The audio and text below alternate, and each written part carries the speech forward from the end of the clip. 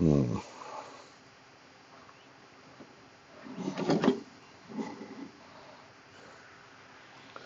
Well,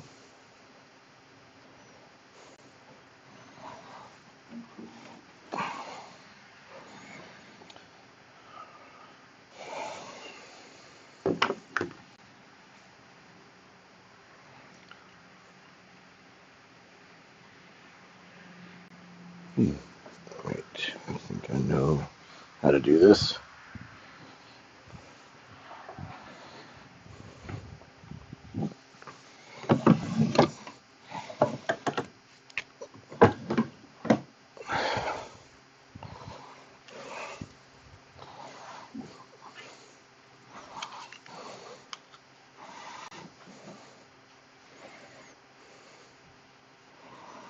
It's not the thing I was looking for.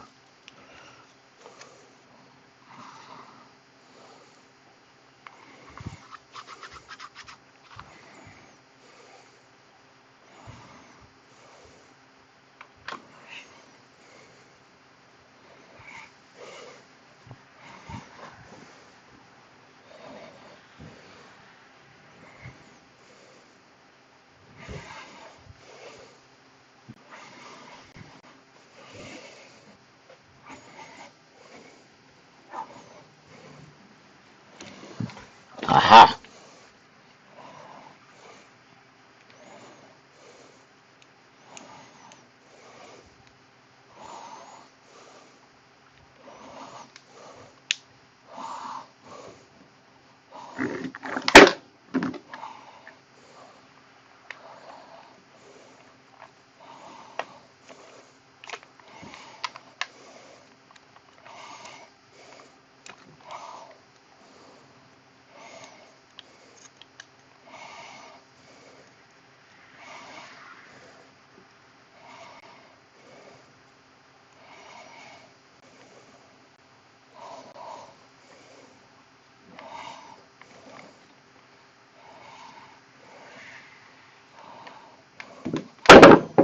Yeah, there we go.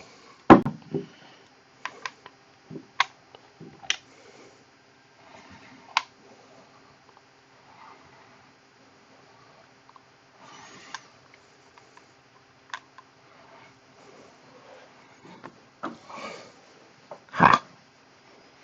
Success. All right. Welcome to the stream. So today we're working on this Bible cover that I'm working on for my father-in-law, and I think what we're going to do is we're going to put this zipper into this new cover. This is the old cover here. And so this old cover, as you can see, is just wrecked. It is completely destroyed. And so we're going to try to replace that with a new one. And that means we're going to have to put a stitch line around this new cover. So we're just going to go start putting the stitch line in here. What I did was um, with the We Create laser. I have a 45 watt. Um, I all this was lasered, obviously, but I scribed in a stitch line all the way around, very lightly, so that I could then come back with my tools. And this is the first time I've done this, so we'll see if it works very well, but I'm hoping that it does. This is a simple trick if you have issues with getting your stitching tools out of the leather once you've pounded them through. It shouldn't be an issue with this because this is just a single layer. Um, if you're in the voice, or if you're in the YouTube, let me know if you can hear me okay.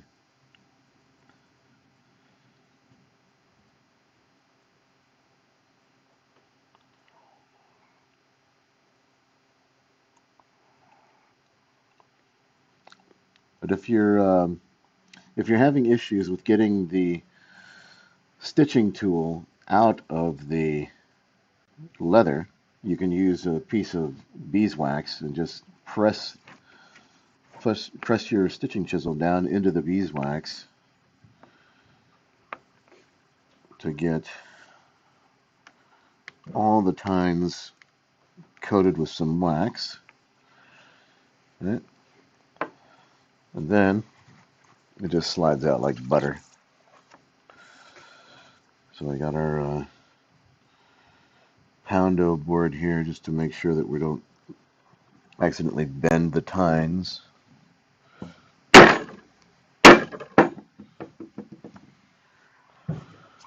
Make sure that went through. Yeah, it did.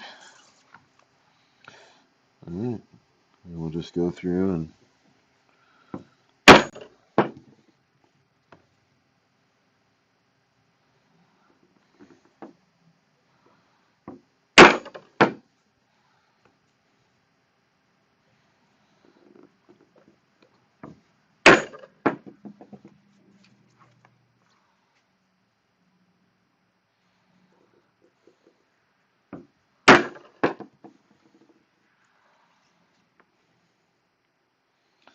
just want to make sure every once in a while that you're checking to see if you're getting through the leather all the way.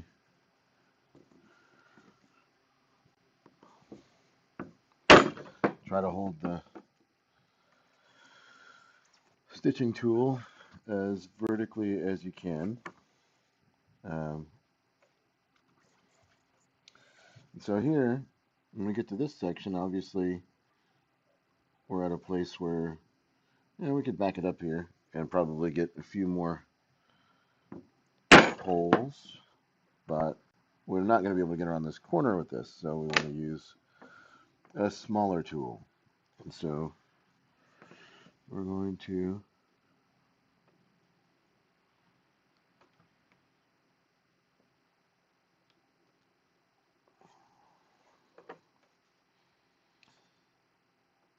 now you can either do it like this, where you just go one at a time, or you can just mark the next slot and then skip ahead like that.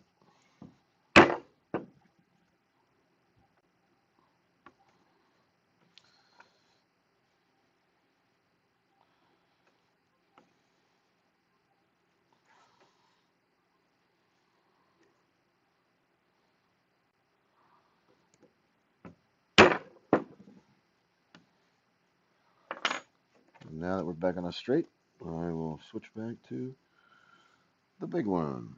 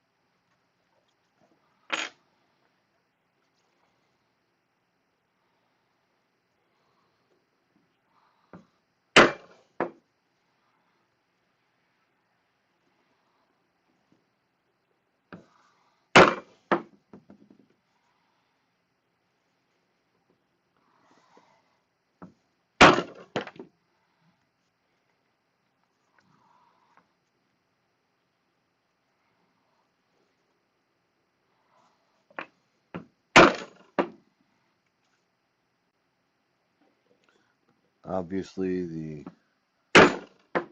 deeper you get with the chisel, the easier it will be when you start stitching to get your needles through there. We'll see if I'm getting through enough here. I may not be to make it easy, but we'll see. You don't have to worry too much when you're um, when you're doing this. You don't have to worry too much about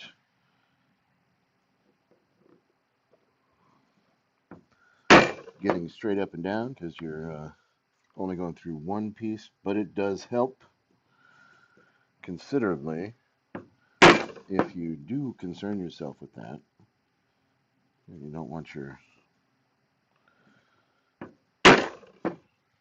needle going all over the place.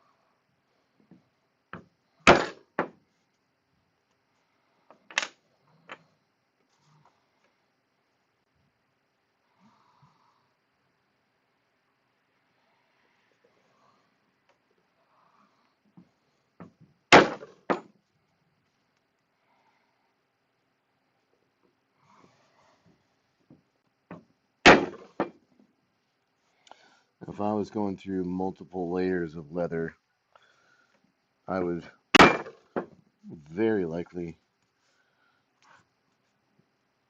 go back and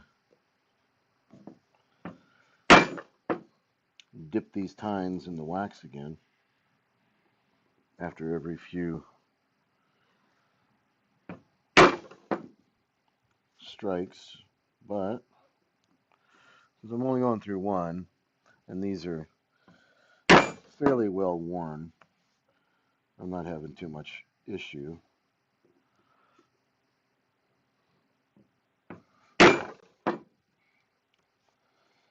They're pretty polished,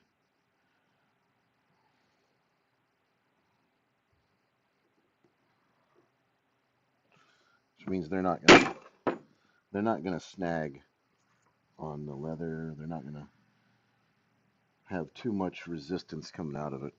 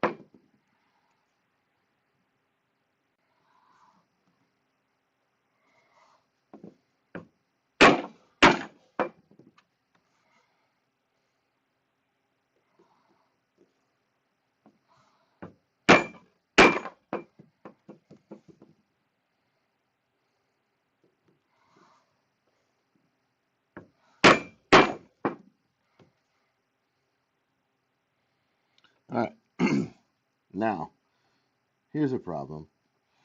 So you can see that I hope that you can see that the tines don't exactly align here. So what I'm going to do is I'm going to back it up a little bit, and I'm going to say, all right, that's where I'm gonna go. Then I'm gonna use my 2 space one to sort of mark where the center point is, and then somewhere I have a single.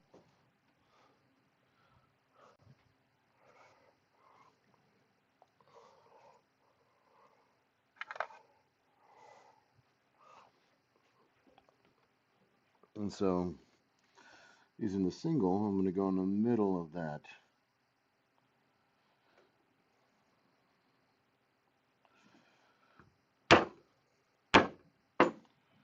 And there we go.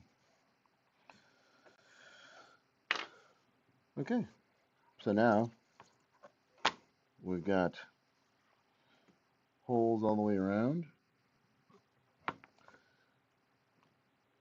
We can start sewing this, but I think what I'm going to do first is I'm going to put a coat of maybe Resolene on here. Hey dogs, how's it going?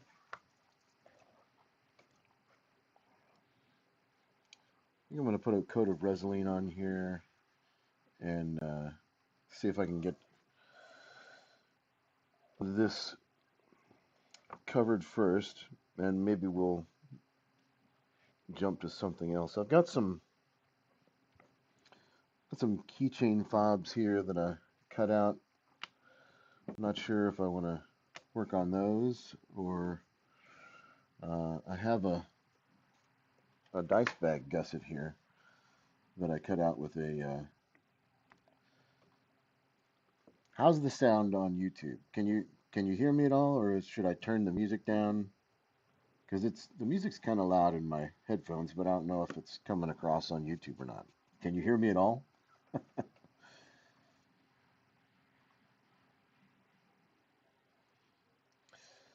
So there's this gusset here that I could work on that might be fun. This is a sample of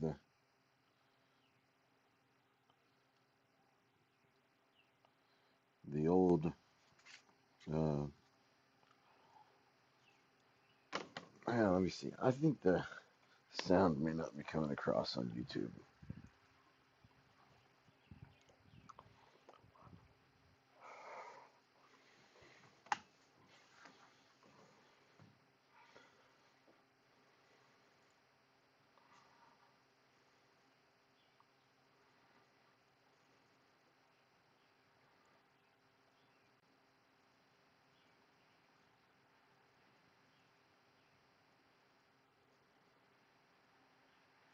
Yeah, it doesn't seem to get much quieter than that. So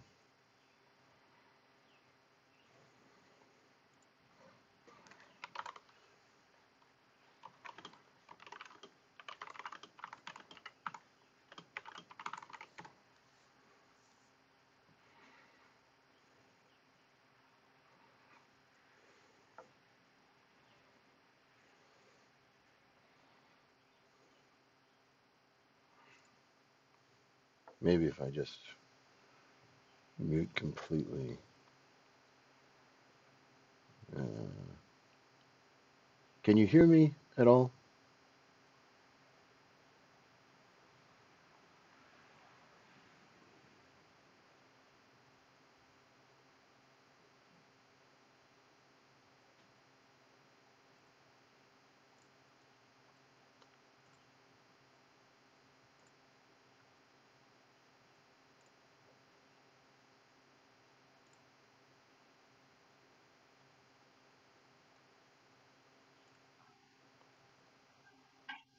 Okay.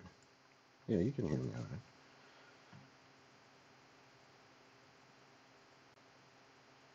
But the music's not coming across. Okay. Well, that's okay.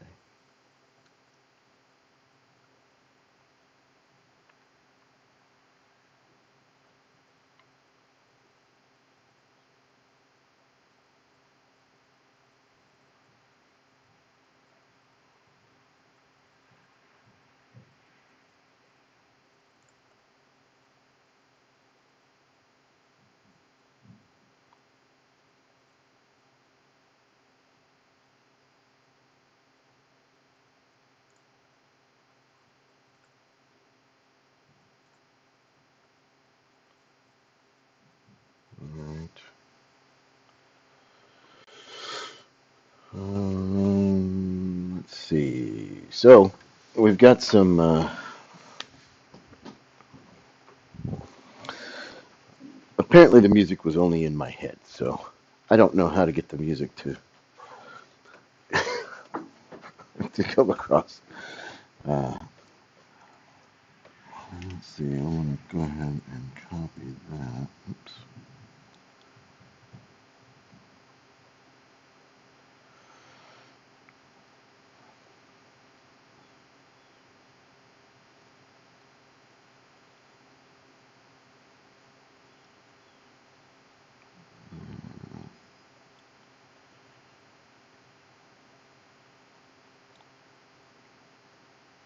Yeah.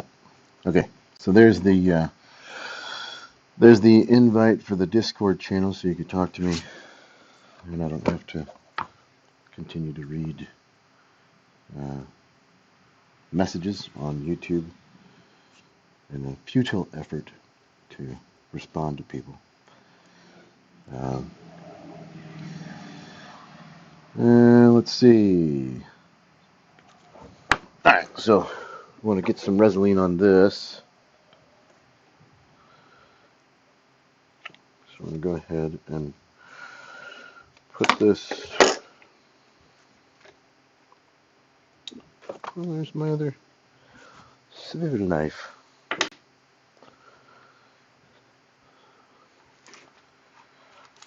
All right.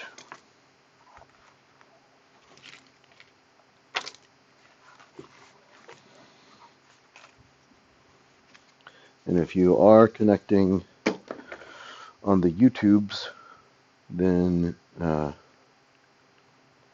you can join the Discord server to talk to me with your voice so that I don't have to. Let me see if I can switch this a little bit. Maybe that'll allow you to actually see what I'm doing over here. Let's see. Come on, delay. Alright, not very much. Anyway, that's about as far as I can turn it.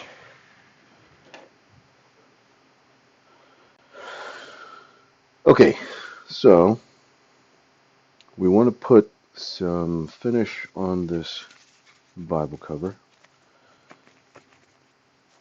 And we'll let that dry for a little bit before we come back and do the stitching, which should be 15 minutes or so, 20 minutes. Shouldn't take very long for that to dry once I get it on there. I'm going to use some Resolene, but first I'm going to wet my sponge a little bit with just with some regular water.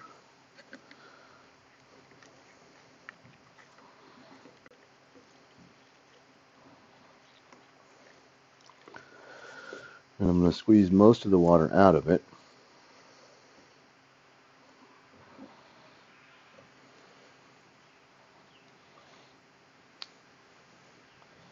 And then I'm going to put the Resolene on the sponge.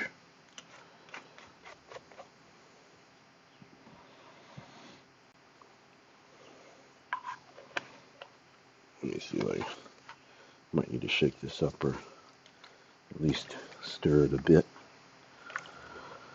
It's been a while since I used it.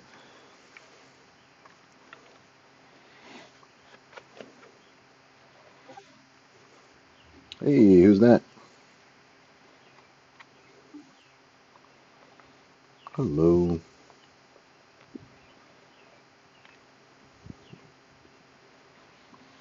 Can you hear me?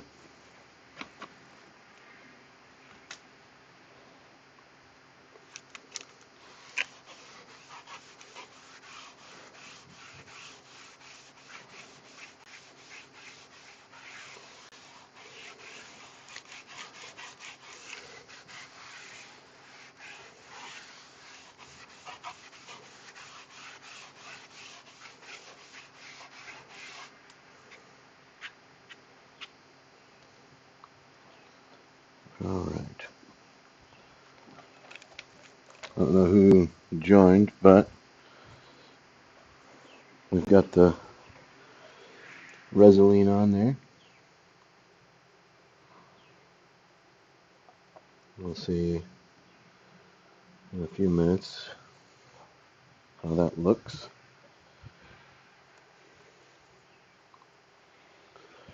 Let's see if we need to do it again, maybe, or uh, hmm,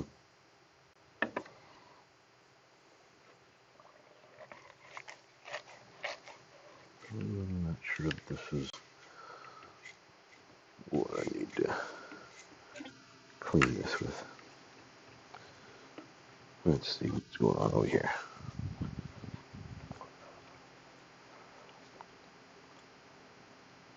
Oh, hey, Magnus.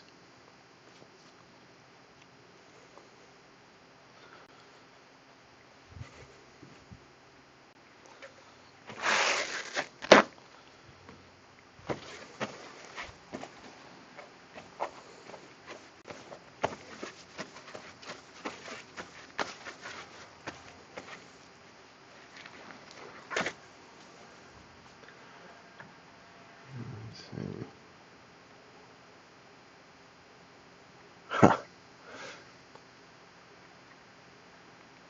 Yeah, I'm having some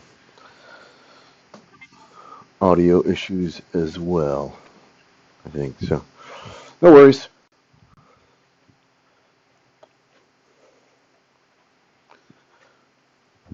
Let's.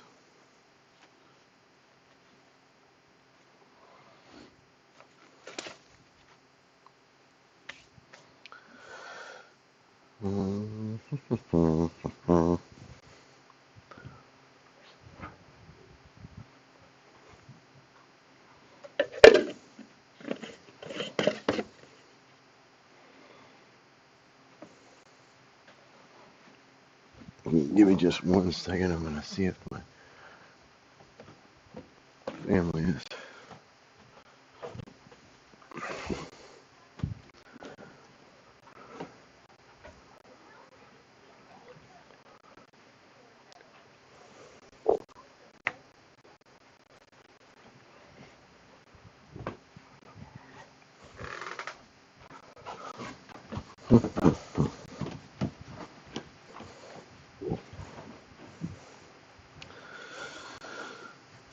Take this and wash it out, please. And just dump all that water down the sink and put brand new water in there, please. Thank you.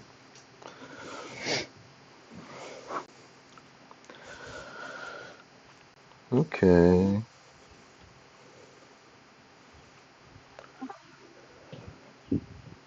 Hello?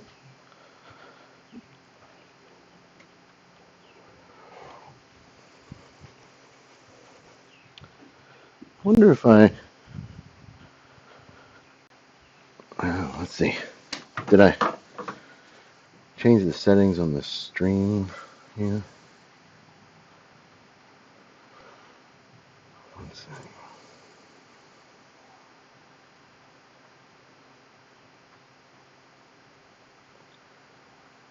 Oh,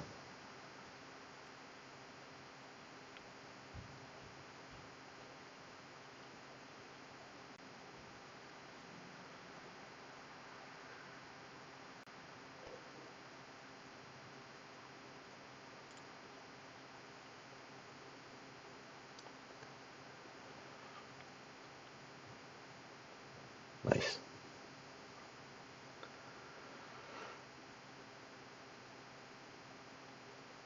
Use voice. Speak. Oh. All right. Can you hear me, Magnus?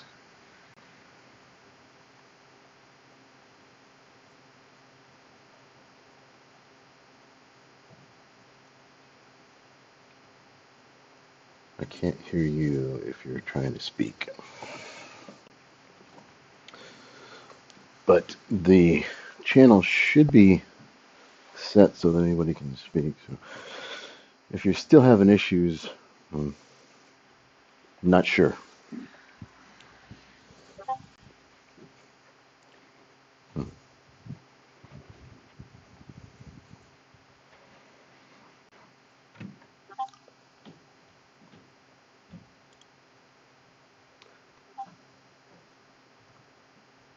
Okay, got it.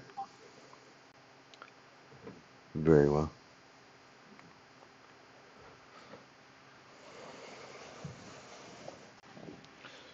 Well, I got, okay, so there's that water. Oh, yeah, since you're here, uh, here's my conchos for the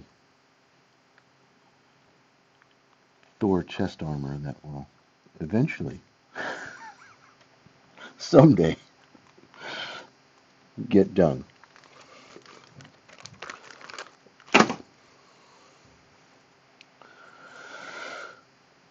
All right, let's look at this.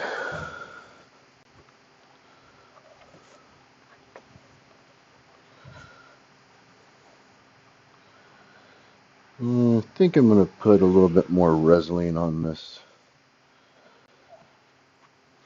thing before.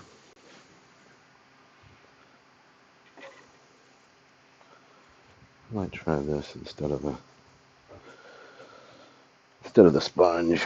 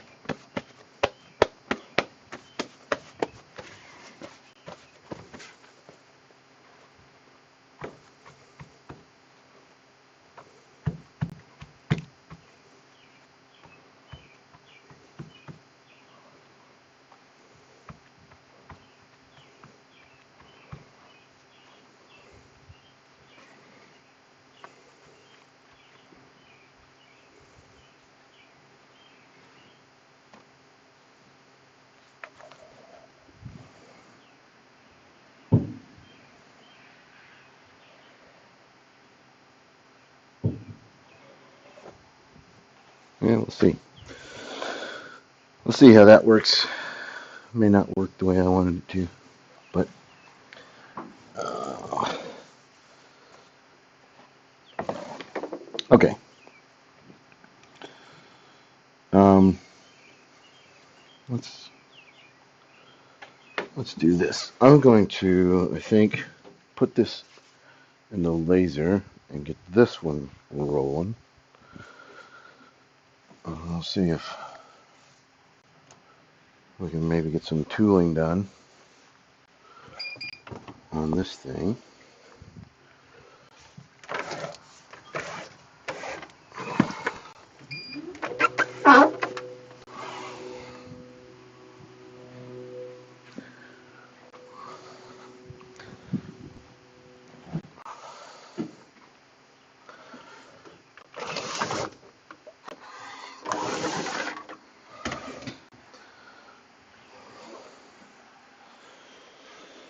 Let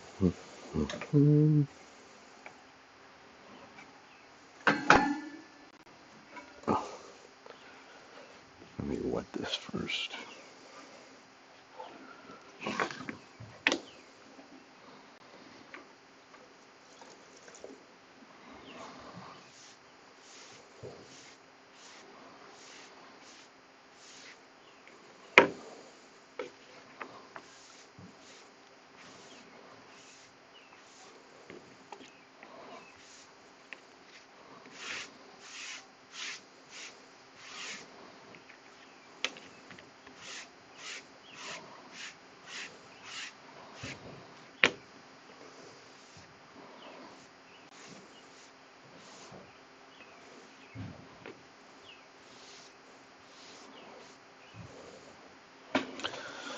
All right.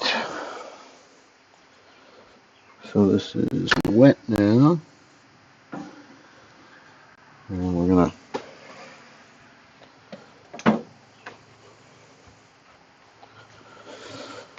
all we're trying to do is make sure that we can scribe a tooling line into the leather so that we can then come back and start tooling on it.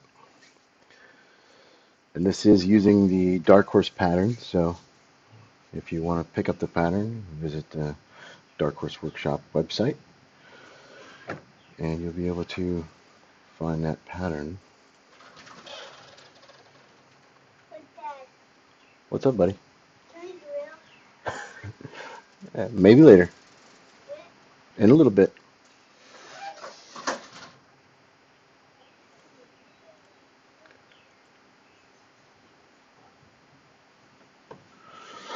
All right. Let's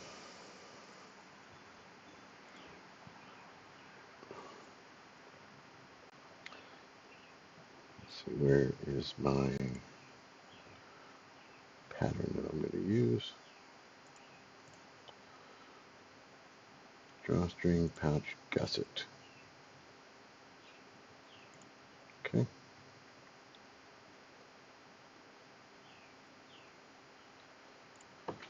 And we just want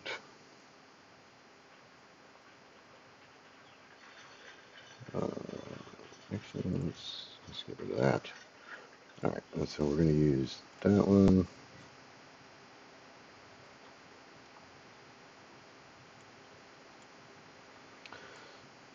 I really love this Recreate laser thing. It has really been helpful to get some of these things done faster.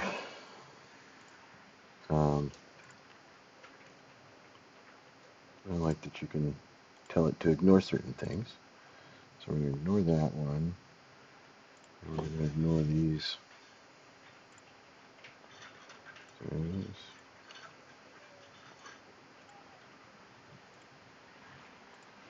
This is going to be a line engrave, and these are going to be cuts. Okay. And this is going to be on leather.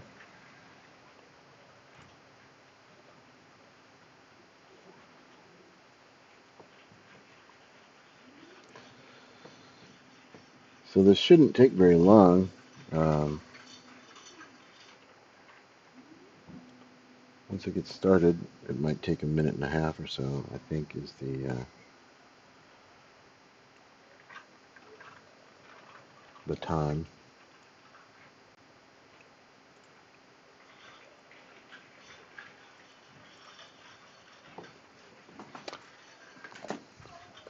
Okay. Might get noisy for a little bit.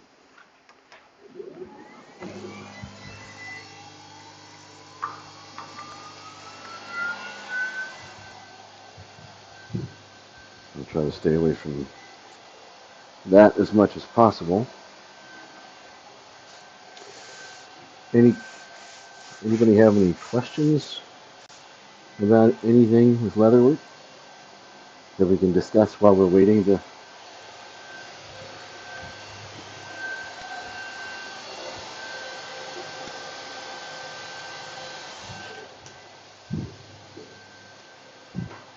Couple of seconds that it should take.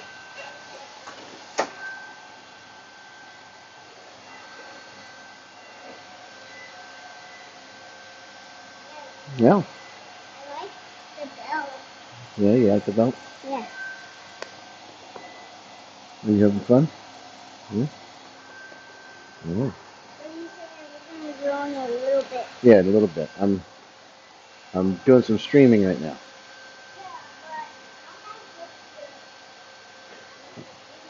Okay.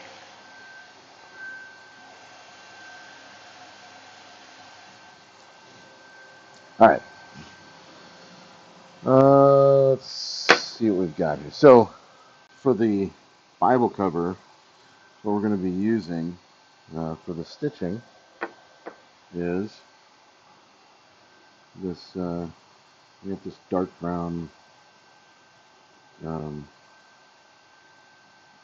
thread from Tandy yesterday. This is, yeah, this is the 6mm stuff. This is the thinner thread, and I really wanted to use this because the old cover, which is this one, um, had it had a very thin thread on it, and I didn't want to have the point eight. I think is it, even though there's not much difference from a sizing perspective, it does make a huge difference, like the overall size of the thread. And so when I'm looking at the 8 versus the 6, the 8 just looks very bulky to me, and I thought, I don't want that for this particular build. I want to use something a little bit thinner. So that's what I got. And let me check that Resolene real quick. See how we're progressing on this.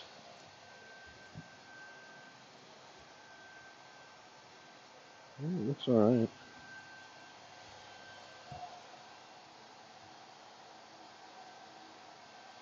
I'm not so sure that I like it. I might have to do one more coat. I think I'm going to use the sponge. I tried using the wool, but I don't think the wool is doing what I want it to do. So I might go back and do one more coat with a sponge real quick. And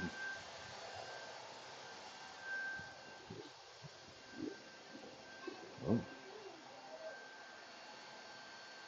yep, it's done. So it sounds like the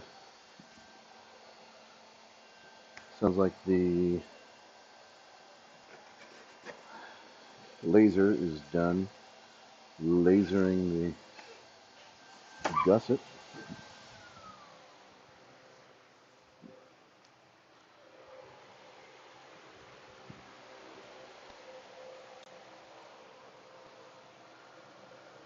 And we can take a look at what that looks like.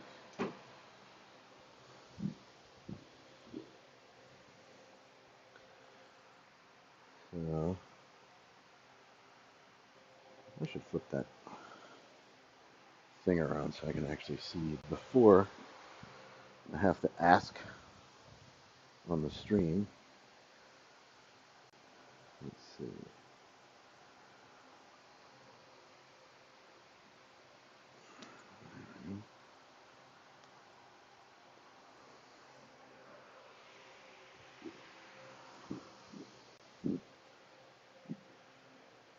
Yeah.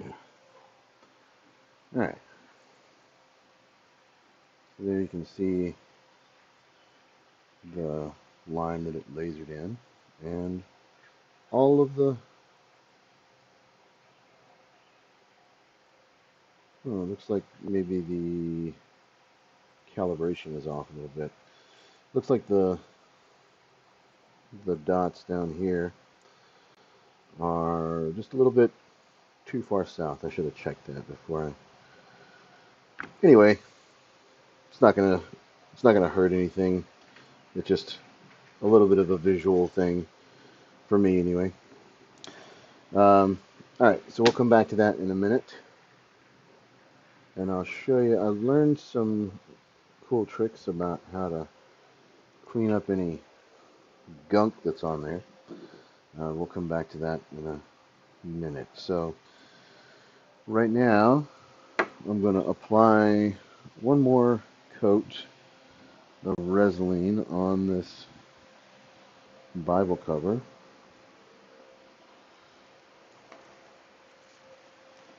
And then we'll start cleaning up that gusset.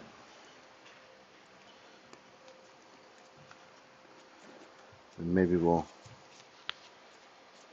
cut out some sides and maybe we'll finish a dice bag today. I don't know. We'll see.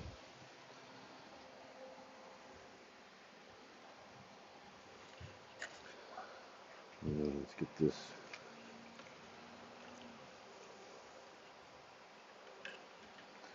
wet a little bit.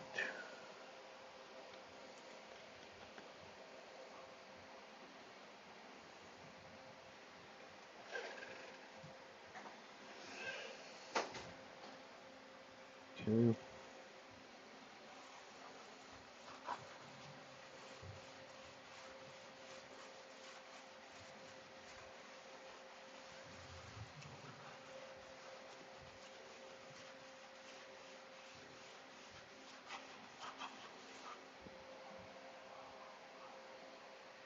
All right.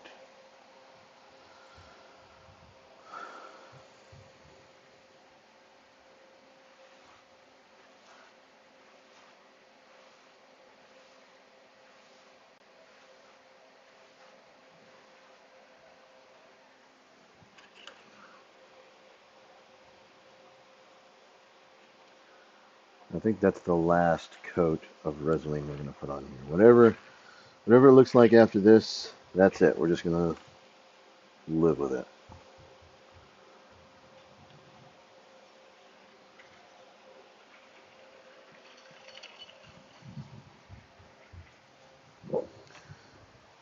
Let's close this up.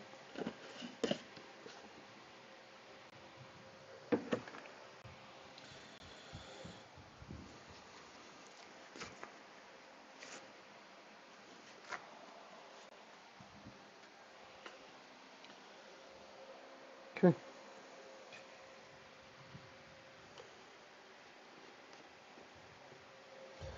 I mean, worst comes to worst, you can always just start lasering again and make a new vinyl cover. If that one is just trash. All right, so let's get to this gusset real quick. So one of the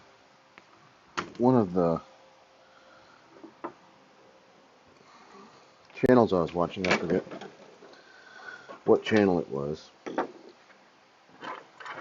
Um, I'll have to find it because that guy was super helpful. Oh, I think it was. Hey, who's that?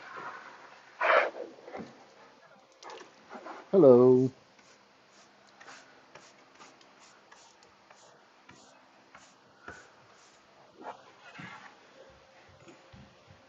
Nice.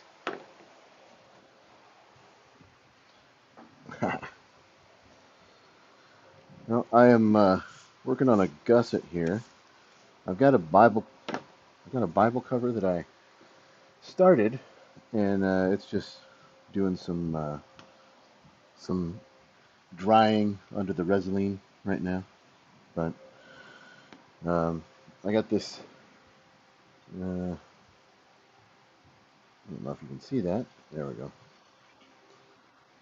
So this is the lasered artwork for the Dark Horse gusset.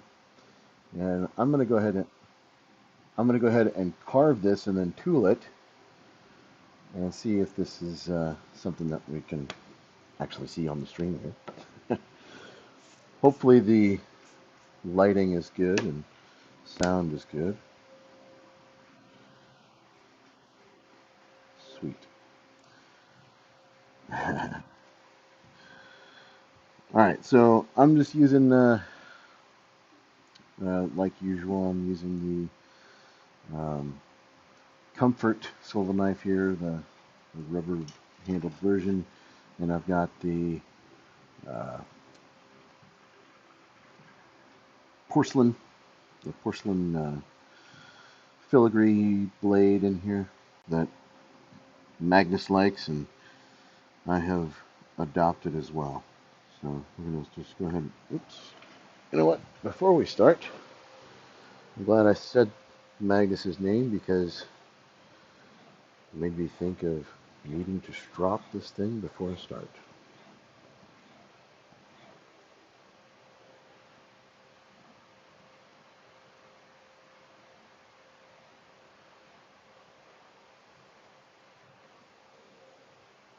All right. So I just wet this down pretty good before I put it in the laser. So we should be able to go ahead and just start carving it. Let's see. Yeah, that's pretty nice.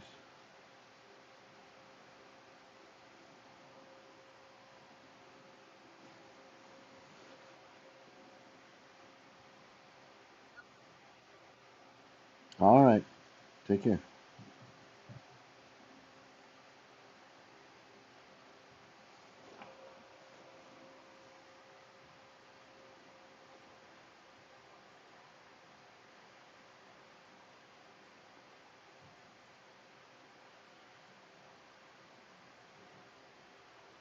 My eyes are definitely getting bad.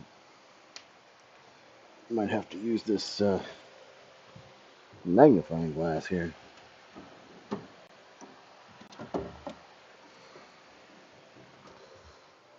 I was gonna put a. I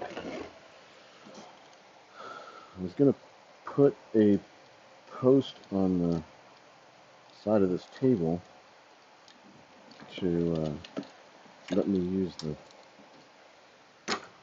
mount there, but I guess I'll just use this thing. It'll work just as well.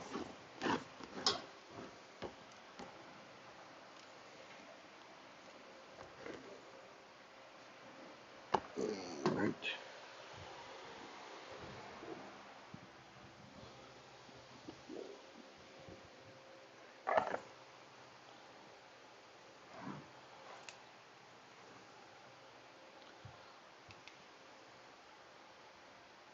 Okay. Now, can you see?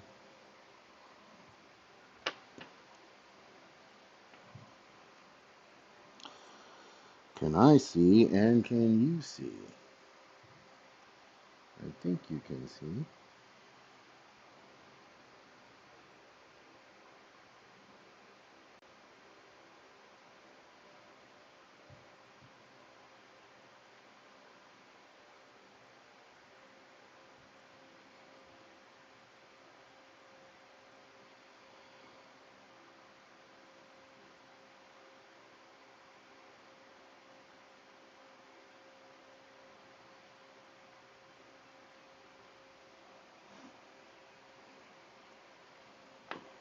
Well, apparently I'm breathing all over this glass and it's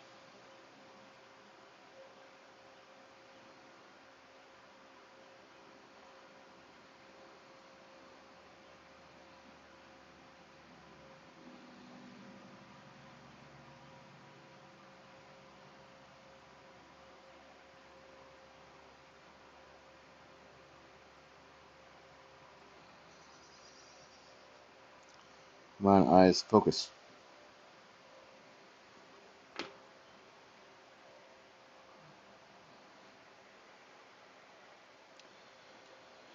Oh my goodness. The humidity in this area just drives me crazy sometimes.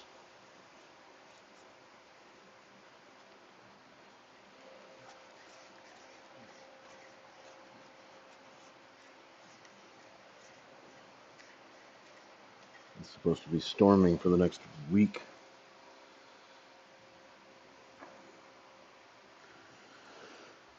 Okay. Let's see if this is better.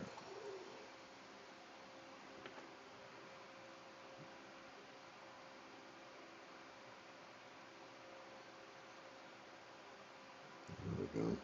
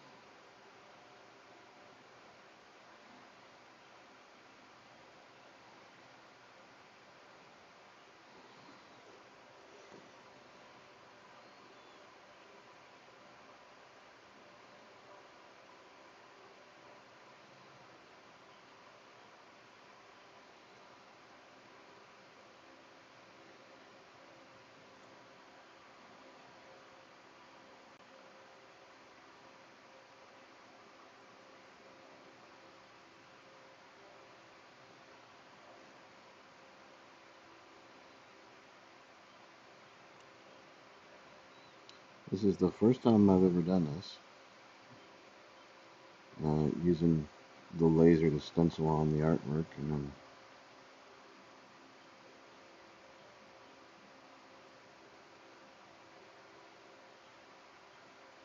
try to actually tool it this way. But I do kind of like it. Got to be careful because the amount of water that I put in the leather to make sure it didn't burn while it was in the laser has made it pretty soft. So trying not to cut all the way through. This piece of porcelain in the blade is super duper sharp.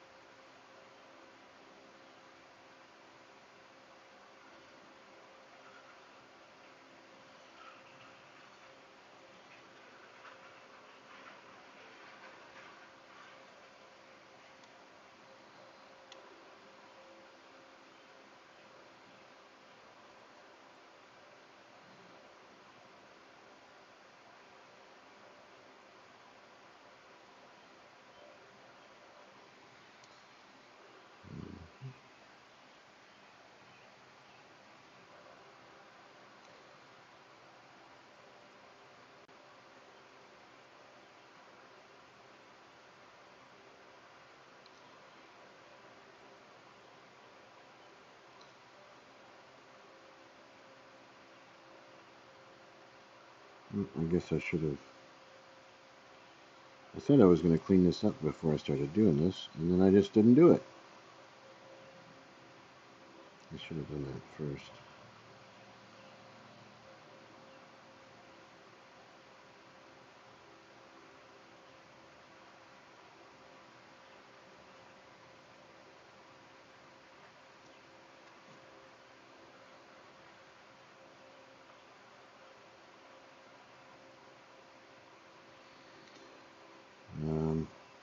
I guess what I could do.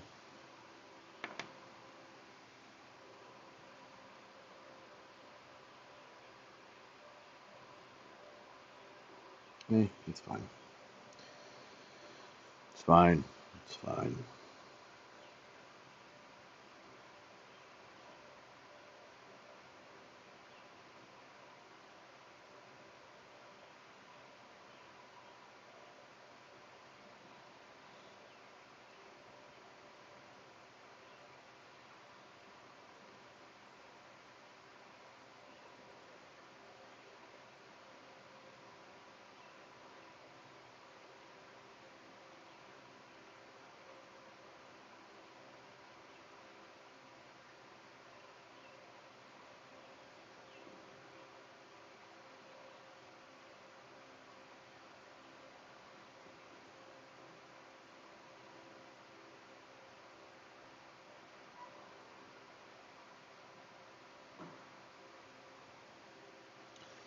It did save me a bunch of steps though, because normally I gotta print out the pattern on a piece of paper. Then I'll find my plastic, wet the leather, grab a stencil, or a stylus rather,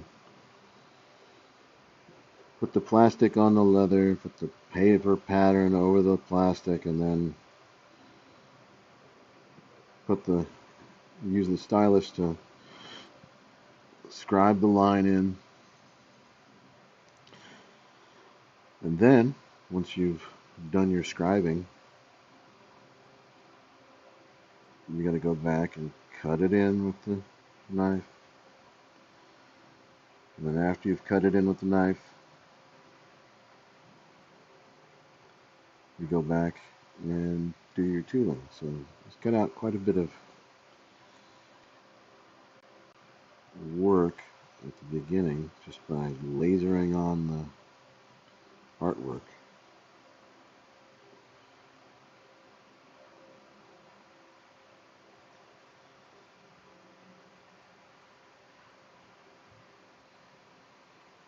So far, I very like it.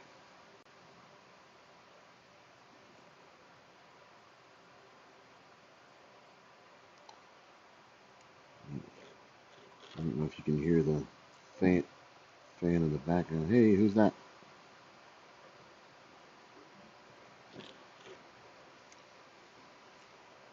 Hello.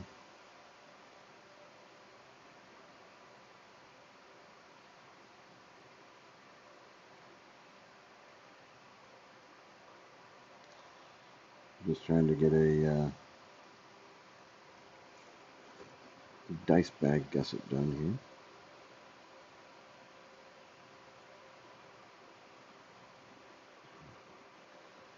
here. It sounds like there's some audio issues.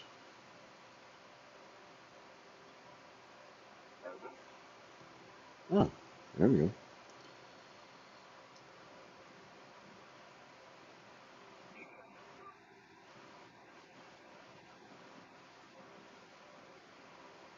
Ah, yeah.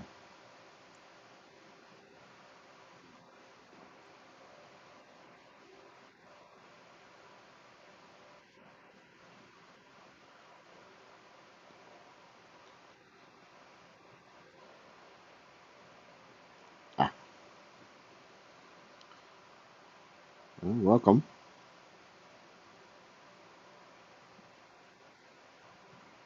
Very well.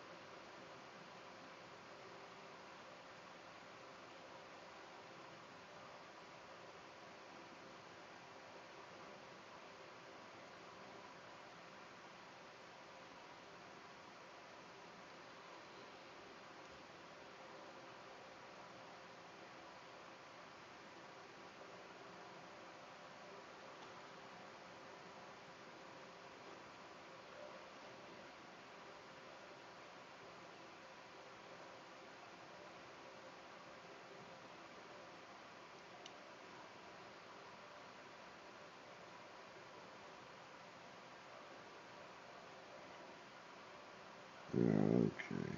So we've got about halfway with this, and it's a little different from just your standard. What I'm seeing so far is it's just a bit different from your standard stencil in the respect that when I'm doing a stencil, frequently like this separation between the edge of this portion, like I don't know, maybe you can see here that where I haven't cut this in yet. So these two sections, there's the lasered line here, And then there's the lasered line here for the second, for the overlapping section. So this section goes under, this section goes under, and this section is over. Is that, is what I'm pointing at visible on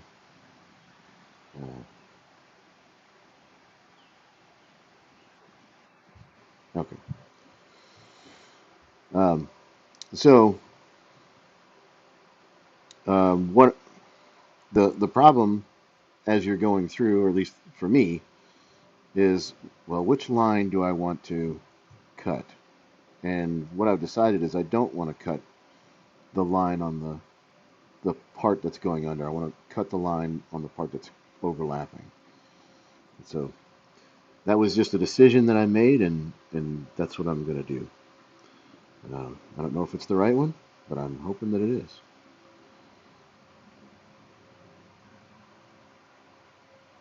I guess what I'm really saying is choose wisely.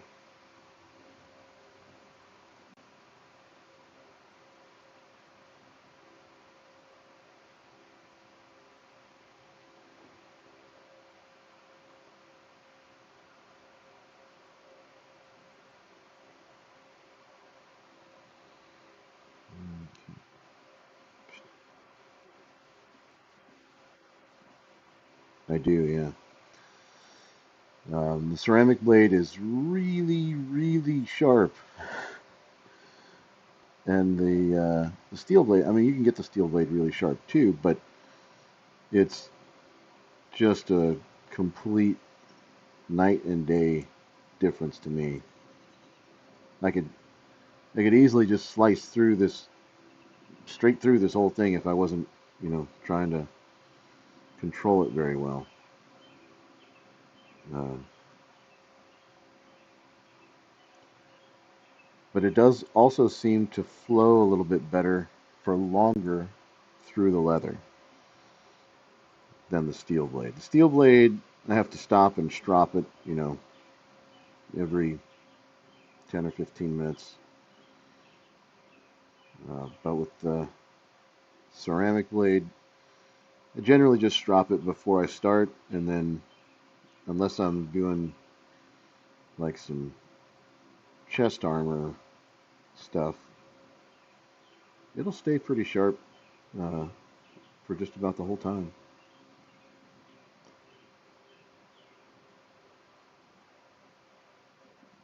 Yeah. Have you tried using the ceramic blades yet?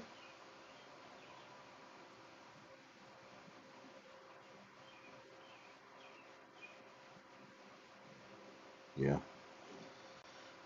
Well, you have to try it and let me know what you think, because it's for me it was a like I resisted when I first saw Magnus using it. I was like, seems kind of expensive for a blade, and you know, I don't know. I didn't put a lot of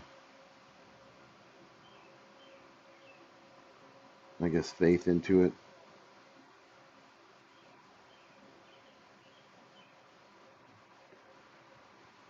Yep. Yeah. That's the only one I use now.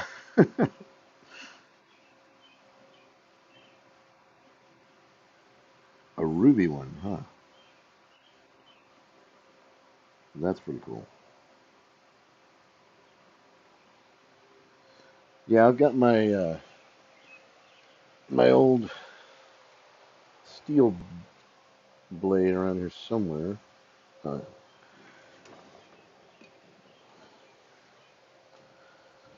there's the old one that I used before. I did some I did some classes with this um, a while back just to show people how to use it, but I don't personally use it for this kind of stuff anymore.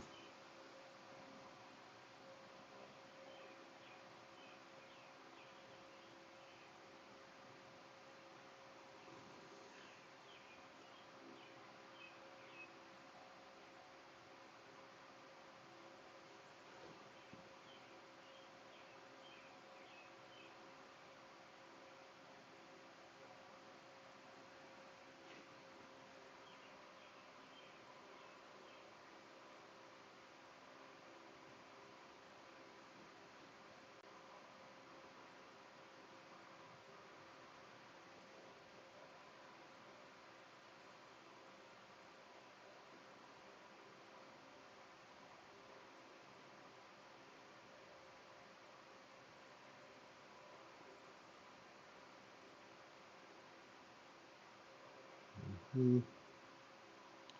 Making sure I got everything cut in here. I think I've only got this one last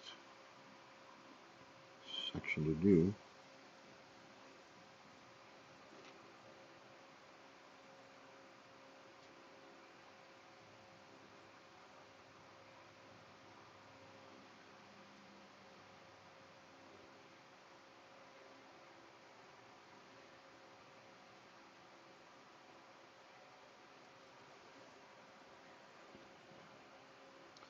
So there's a bit of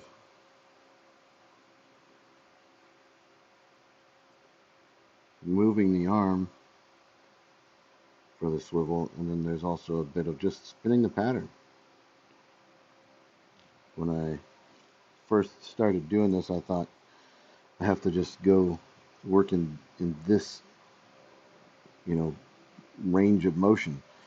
But you can pretty much just hold it still sometimes and spin the pattern underneath it, and it works just as well.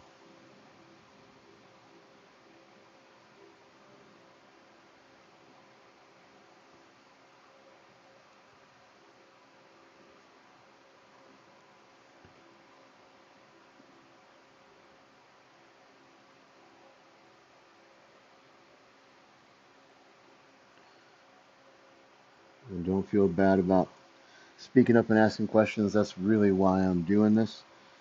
Uh, you know, I try to do these every once in a while. It's been several months since I got to do one because we sold our old house and moved to a new house. Um, and it took me a while to get everything set back up. But now that we are, I'm going to try to do these on a more regular basis.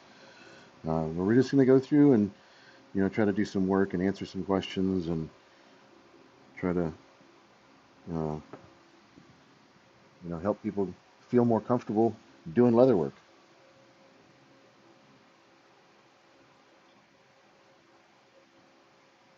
Yeah.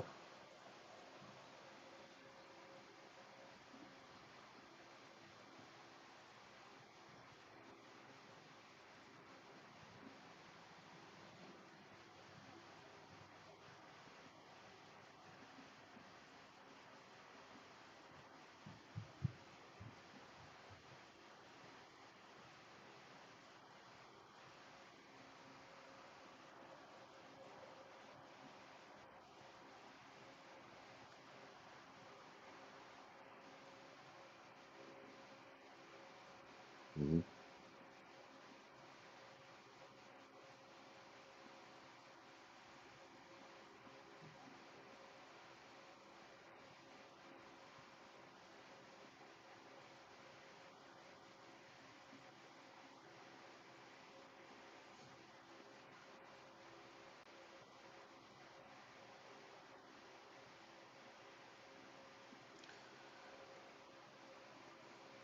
Well, I'm not sure.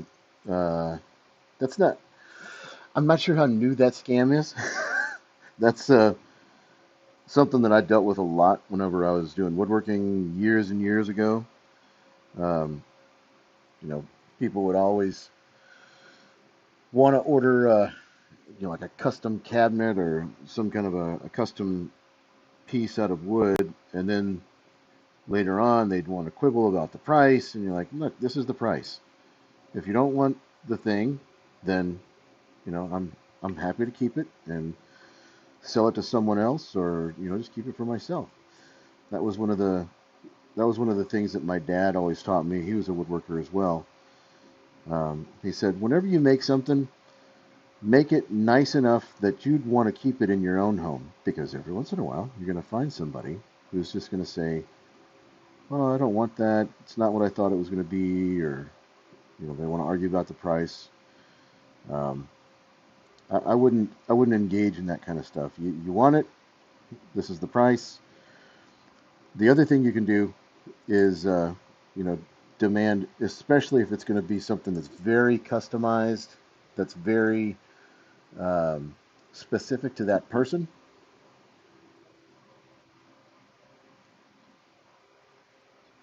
Yeah.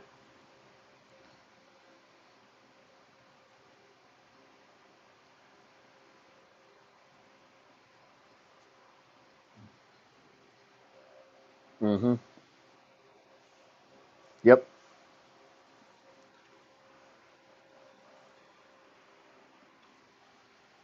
Yep.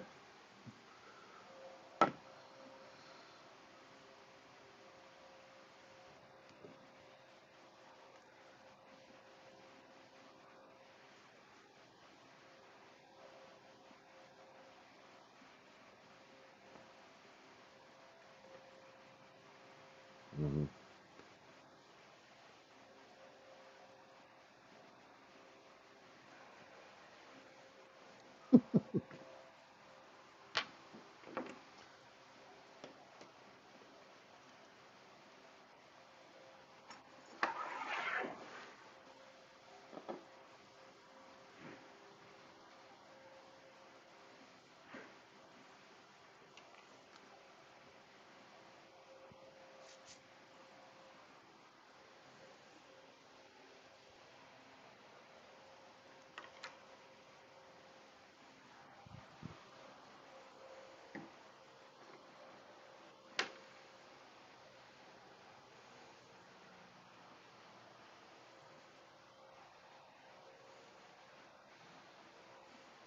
Mm-hmm.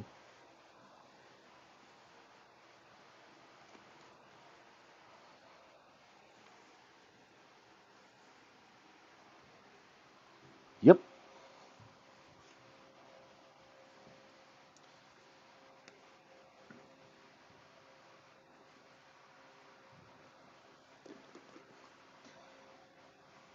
Yep. And if they,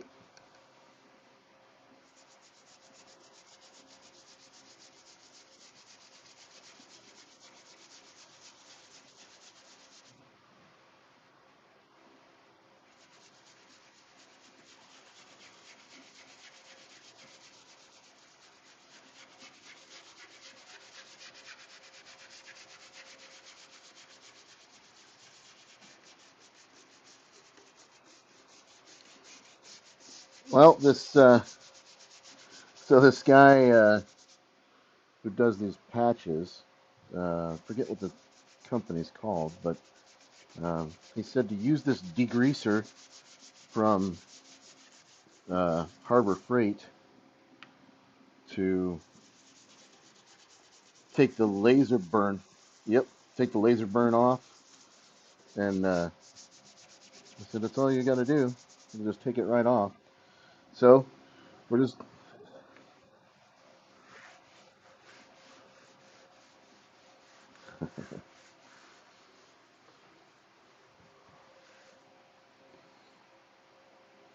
It took it off.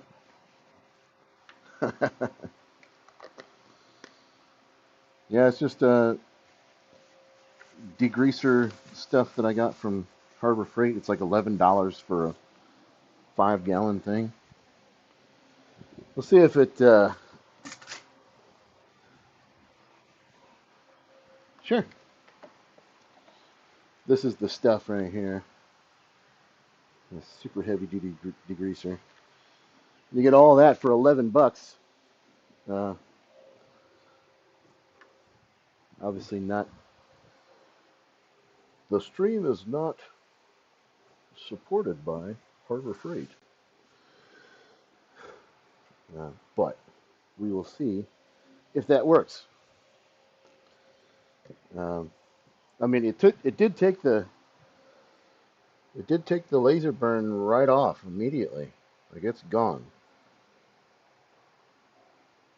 So that's pretty cool. But we'll see if it discolors the leather. Obviously, right now it does look a bit bad. So I don't know if I need to go over it with water or something, or just let it dry. Uh, Maybe I just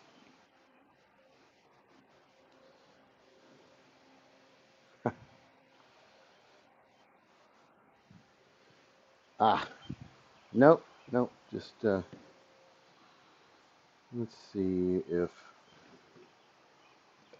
think I'll just use some of this plain ass water just to make sure that there's no, yeah, there's a little bit of,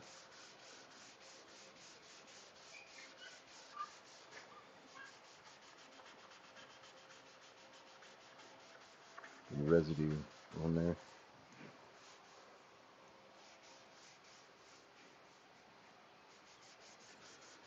And if it ruins it, oh well. We've got tons and tons of other leather.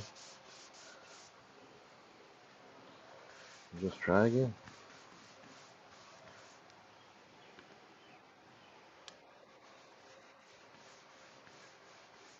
Yeah, I used, yeah, I've got a quicker press that I used for the I actually, since you're here,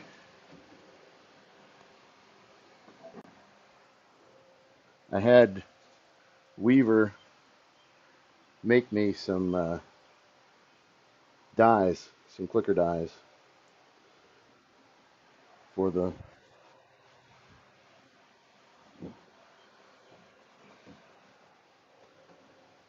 Oh yeah, no, I this was the first piece I put through the clicker press, and I was just trying to figure out how much pressure I needed and all that. So yeah, it's a little bit. The lasered holes are misaligned because I didn't have them lined up properly on the recreate, and I just missed it. But we'll see if it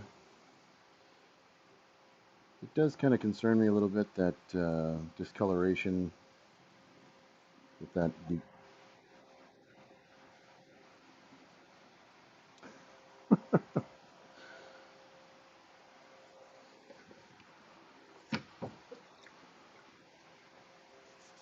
Yeah,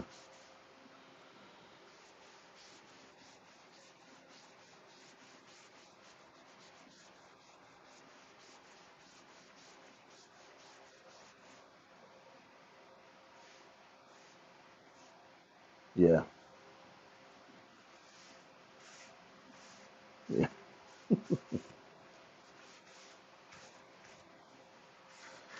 yeah. It's not expensive. It's just like $11 for that gigantic 5 gallon bucket of it. I got a clicker from Tandy. It's uh those dies. I think they were.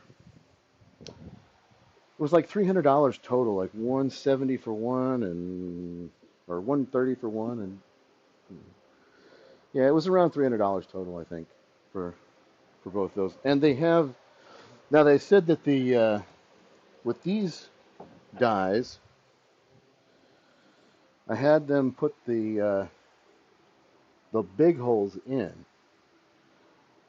for the lacing, but the little holes are not in there because the guy said that's going to take the price from like $150 for this one to $500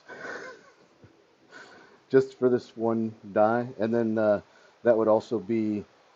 He said you'd need like an 8-ton press or better to be able to actually press it because the it would require a lot of pressure. So that's when I got the idea to just use the old recreate instead of cutting those holes out by hand.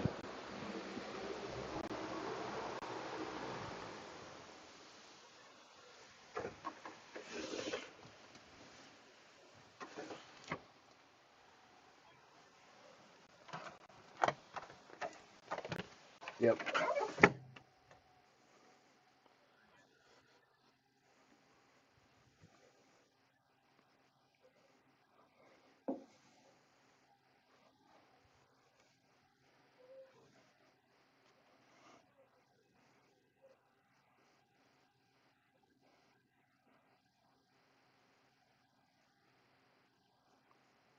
Yep. Yeah. The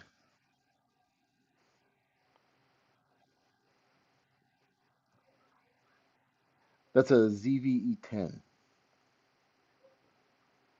I think. Yeah. The Sony. ZV-E10. Pretty sure. It's got a Sigma 70 lens on it. Sigma 70 lens on it. Yeah.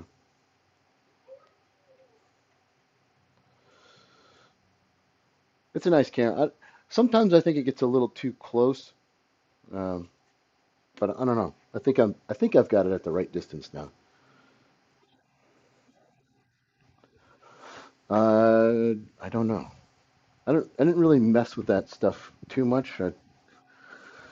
I don't know what I'm doing when it comes to that kind of stuff. So I was just like, yeah, auto sounds good. Let me see. Uh, it says ISO 500 on that. Yeah. The ZV-E10 is the one that's for the. It's this one right here. Yeah. So, should I change the ISO?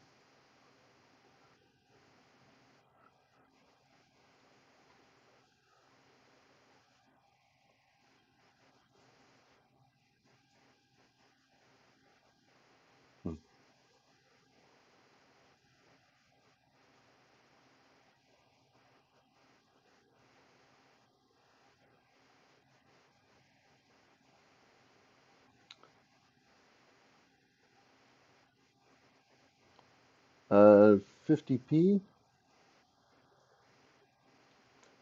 I think it's 1080p at 50 frames. Let me see. Um,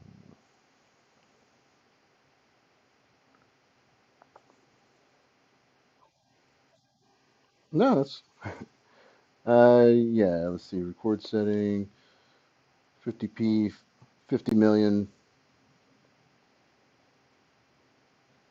Super 35. Yeah.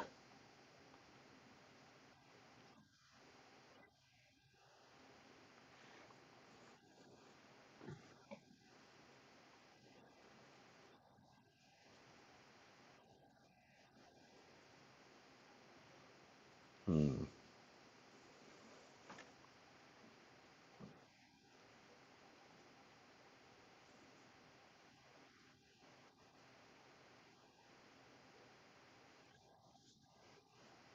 Uh-huh.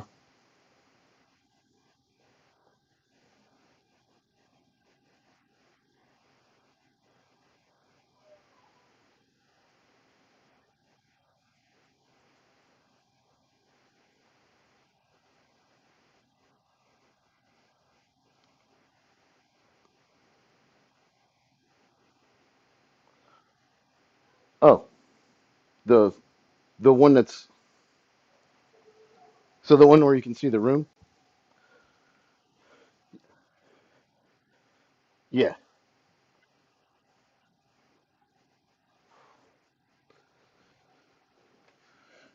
Oh yeah.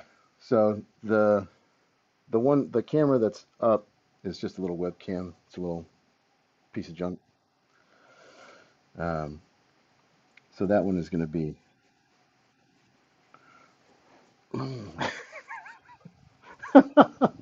That's all right. Let me see. I switched my. I don't know. I switched to f-stop 2.8, maybe. I don't know. F 2.8. Yeah. I switched the frames, I guess, to 1/100. So maybe that was better. I don't know.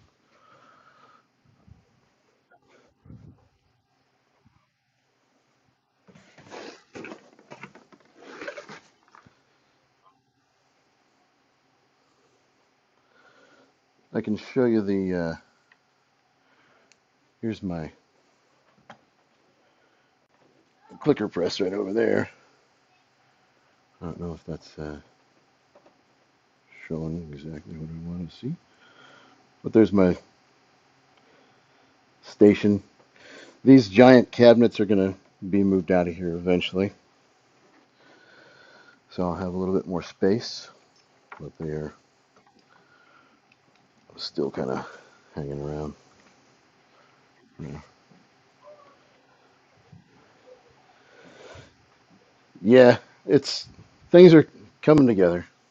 So let that dry. Let's see. That's fine. Okay, so here's the Bible cover, the Biblia, and I spun the thing around, so now I can't see my thing. So let me fix that real quick and try not to change anything. All right, there we go.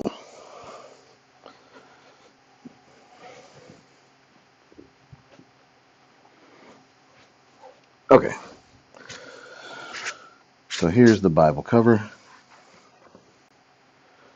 and let's see if I can get some decent light on there for. Yeah, the Rosaline looks okay. It's all dry. There's a fan over there blowing on it, so it's good. Um, so now we're gonna try to put this zipper into the cover here. I've never done a zipper before. It's like a stream full of first time for this kind of stuff. So I think what I'm going to do is I think I'm going to use some contact cement to glue this in place here and probably start, I guess, like that maybe. So I don't know if this is visible on the stream, but what I'm trying to do is get my pointer. So what I'm trying to do, this is at least the way that I'm thinking about this right now. This is my stitch line here. I don't know if you can barely see these stitch holes, but this is my stitch line that goes right across here. And so what I want to do is I want to move the zipper up enough so that the stitches go across the zipper here and not catching uh, the whatever this thing is called, the pull for the zipper, right? The zipper upper thing. Uh, but what I'm going to try to do is come down here and put some contact cement in this area, and then on the back side of this zipper where there's already some old glue on there. So I'll put some glue on there, put some glue down here. I'm just going to mark right there. That's about where we want it to stop. So we'll put some glue in there, put some glue on that, and then stick those things together. And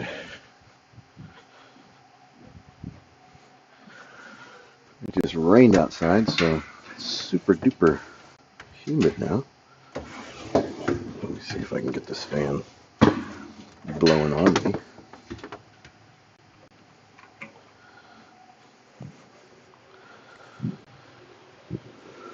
All right. And is that fan really loud? Can you all hear that on the stream? Because it's really loud in the room here. So,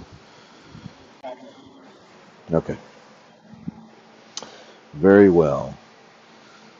What was I going to do?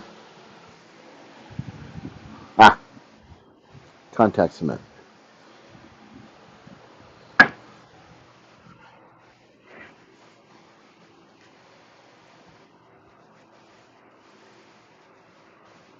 Mm-hmm.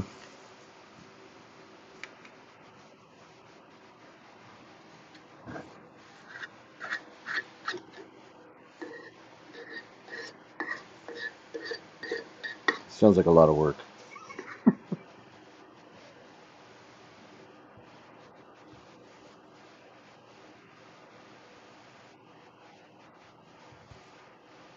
Hmm. Yeah, that sounds interesting. Uh,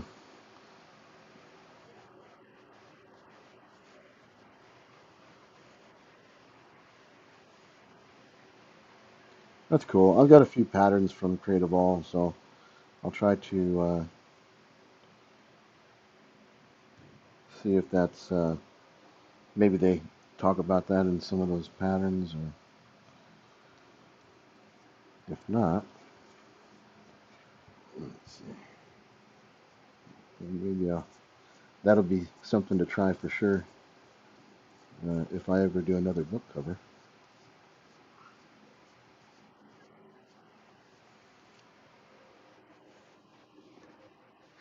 Okay. I have the duffel bag pattern, so I may end up doing that. It's like the squarish. Let me see.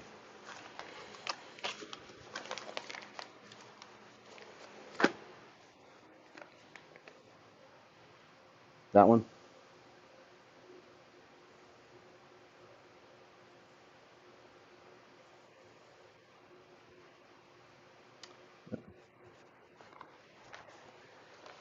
Yeah, you can. So on the Discord, I'm sharing my screen. You should be able to see the video if you watch the stream on Discord.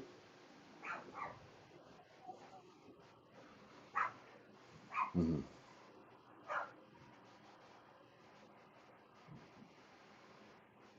Hmm.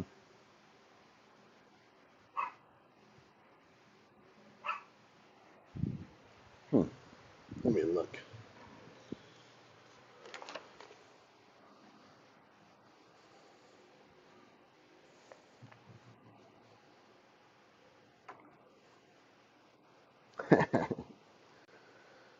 um.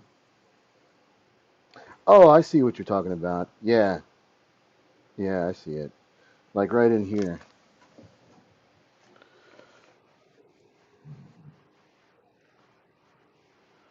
right there. Yeah. Hmm.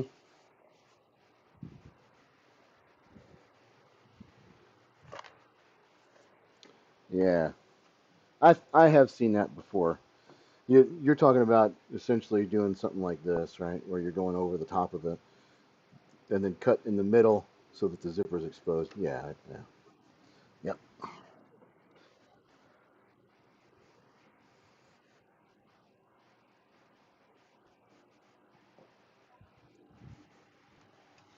Yeah. Um,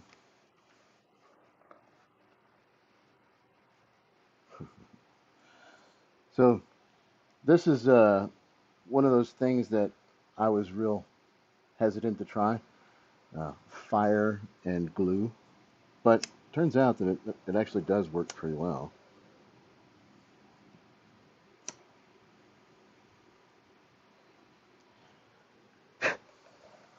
You just don't want to let it continue to burn. It does quickly get it where it's just tacky though. So if you haven't tried that yet, something to try. Let's see. I think that's where that needs to be.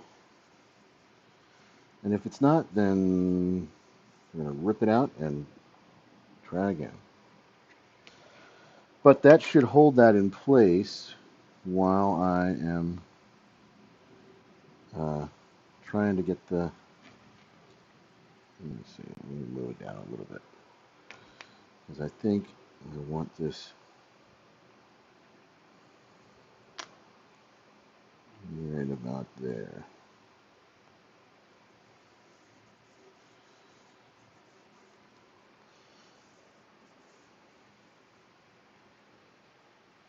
Yeah, that looks pretty good.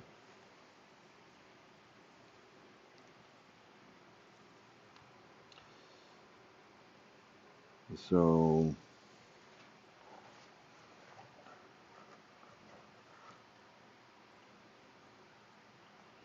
when I start sewing this in. All right, let's give it a shot. The clippers.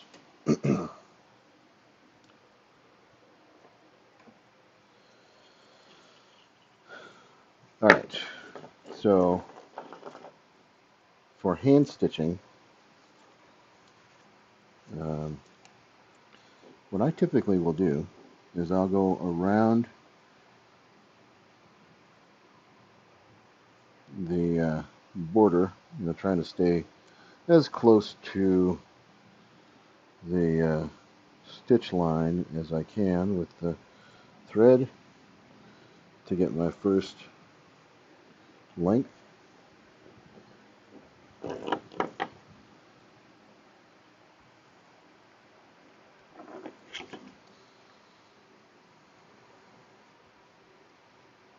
Okay. So there's there's the primary length that I want to use. Now, if you've got a really long piece like this, you may want to do it in segments, because this amount of thread will get really unwieldy really quickly. So there's a couple ways that you can do this, and I used to just take the whole entire measurement and times that by 5 and then clip it and then start sewing. And that, whenever you got to pull the thread all the way through for each stitch, that gets extremely time consuming, and it can damage the thread, and it can make your get your even when you're using wax thread, it can make your thread knot up and be really difficult to pull through. So what I'm going to do is probably just do 2 lengths of that, which may get me about 30% of the way around the thing here. But since I'm only using 1 layer of leather, and it's not super thick, I think I'm using a 4-ounce leather here, 4 to 5 ounce, then it should be okay. It should go quite a bit further than I don't know what I'm trying to say. The amount of thread that you need doesn't have to be uh, the 5 times, because we're only using 1 thickness of leather. If we were using multiple layers of leather, then you'd want to increase the amount of thread that you use for the thicker sewing. Does that make sense what I just said, or am I?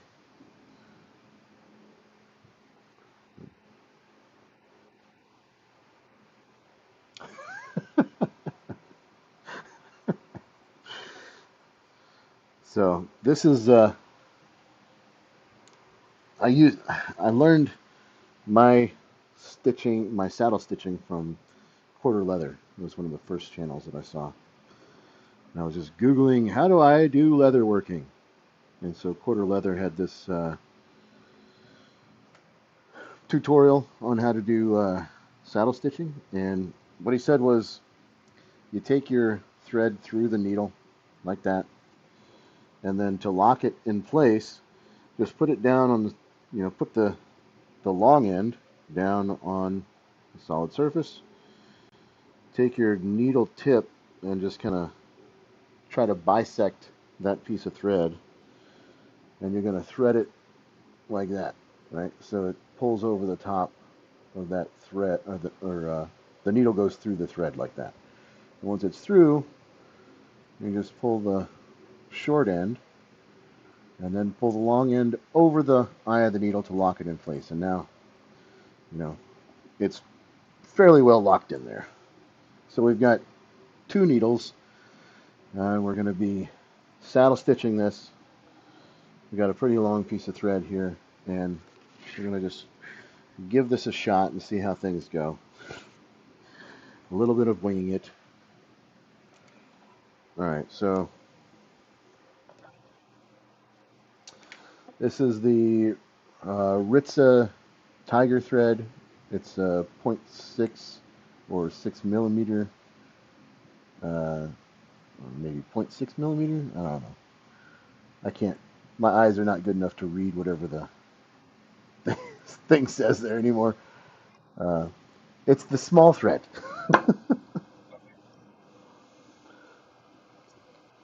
And let's see.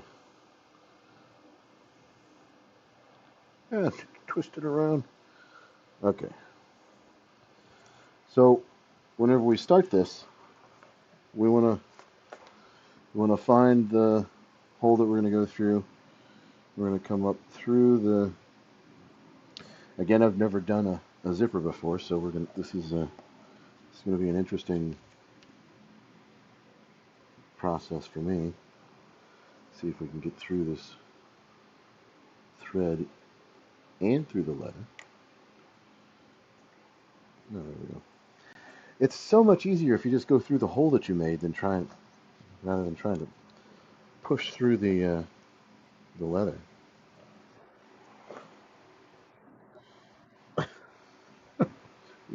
Need a sharper brain is what I need. All right, so we got that pulled through on this side.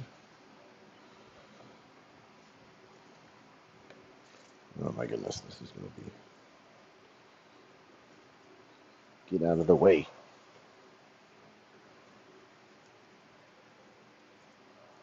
There. Okay, so we're going to pull that down through and try to get this other one to go through.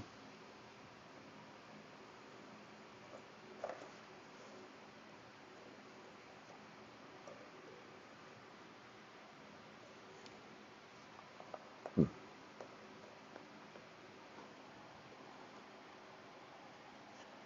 Yeah, I think that's what we're going to have to do like that.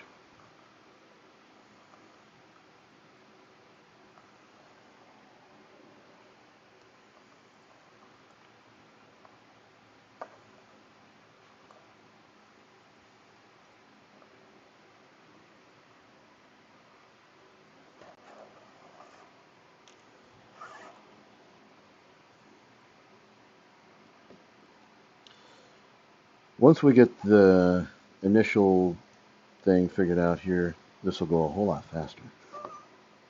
I promise.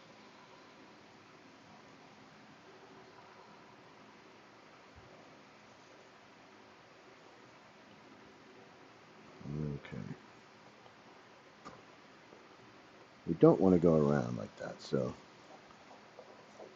we want to keep both of the needles on the same side.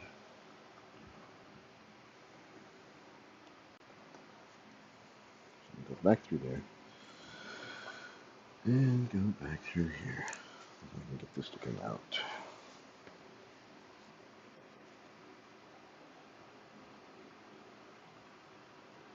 Should have bought that sewing machine.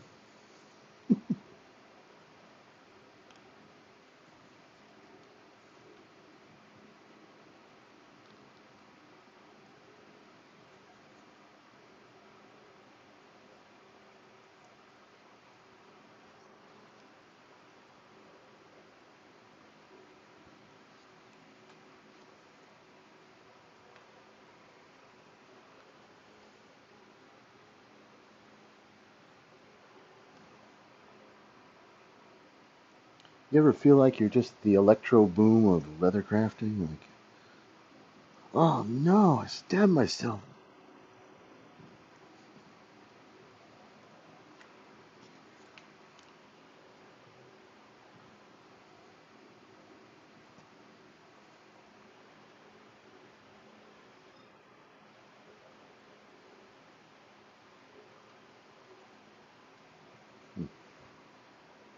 Nope, that's not going to work.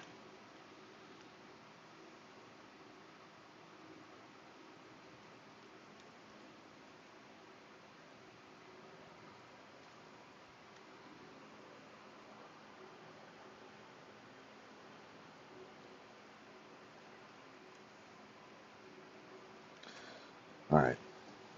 I was trying to avoid taking this needle off, but I'm going to have to do that. Because I went through the zipper at the wrong angle, so I got to pull that thread out. All right. That's much faster.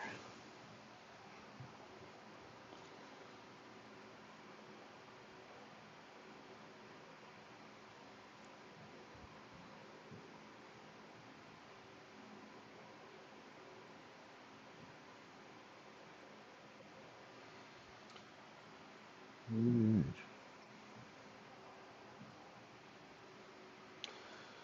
If you are watching, or if you are on the Discord, um, please do go ahead and open up the browser so that we can get credit for the viewers on YouTube. Let's see. Okay, so we're through on this one. We need to go through on this one. But you can always mute YouTube so that you don't have to listen to me talk over me. Because I know everyone likes listening to my voice, but probably not in echo.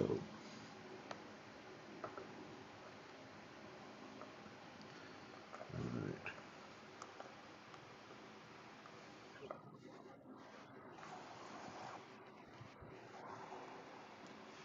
Between the voice and the video?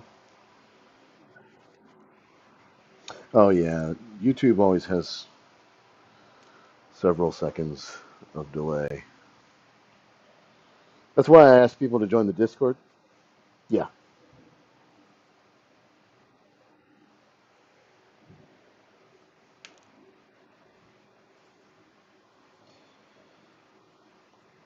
Yeah, I think I can probably reduce the delay, but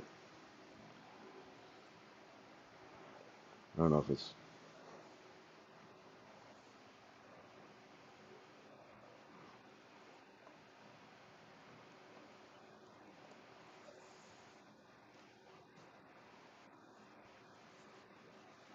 yeah.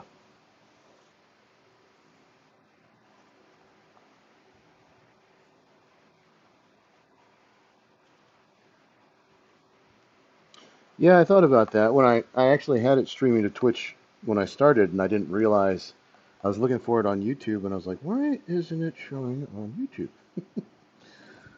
But I don't I don't know how to set up the multi-stream, so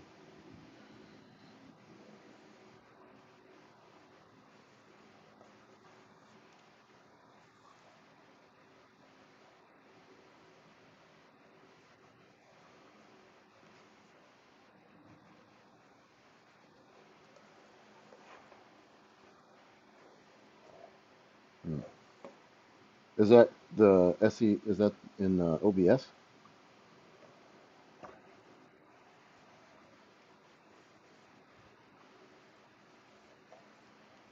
Oh, okay,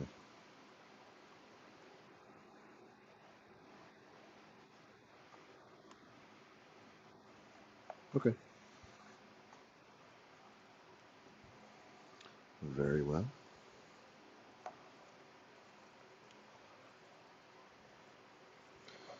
Okay, so now we've got the. It's a little bit messy, but we've got the. Yeah, stitching is going. Mm, you know what? I completely forgot about this part.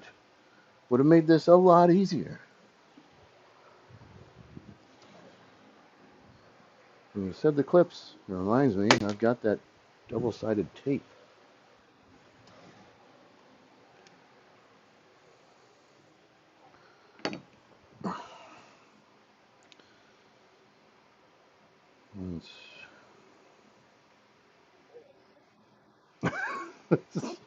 Yes, yes. Eventually there will be a sewing machine.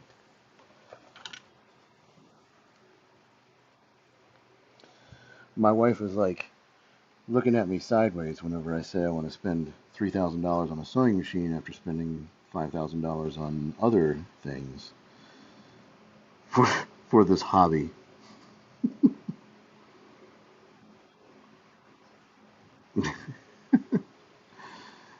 It's gonna be worth it to me.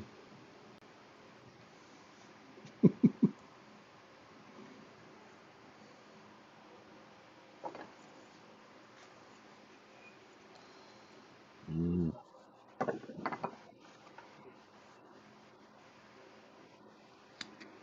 yeah.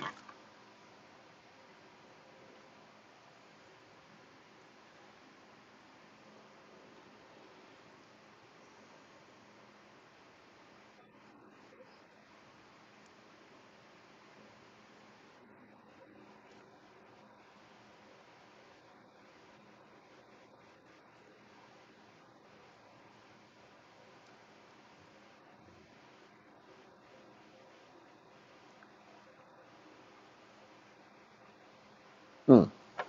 Okay.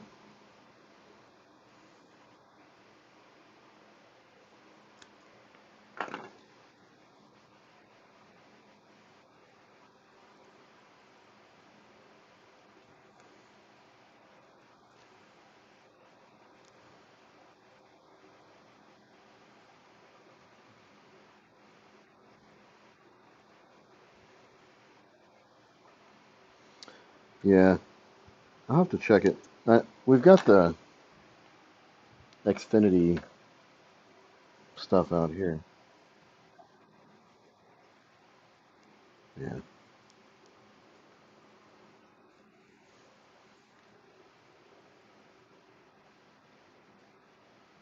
Yeah, I just shared my screen since I joined the voice chat.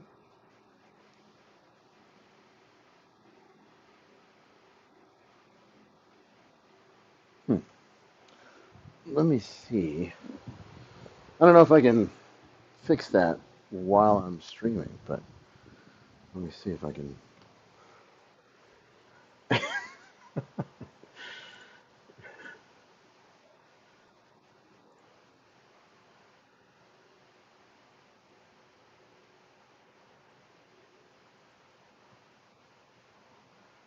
Oh yeah, it says maximum video bitrate 51,000.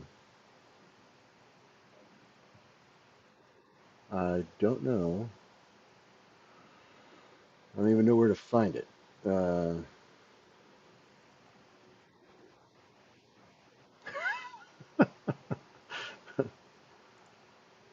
um,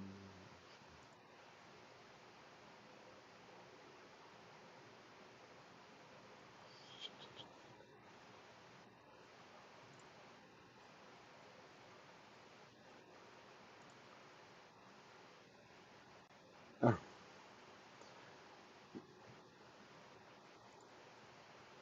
yeah, it says.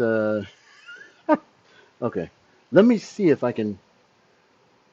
It's allowing me to change it. So let me see if 6,000. Yeah, yeah. All right. Well, I can change those things. Yeah, yeah.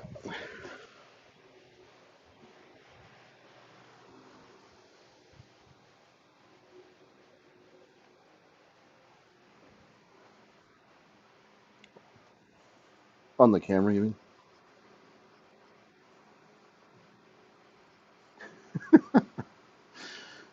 Yeah, you mean on the camera?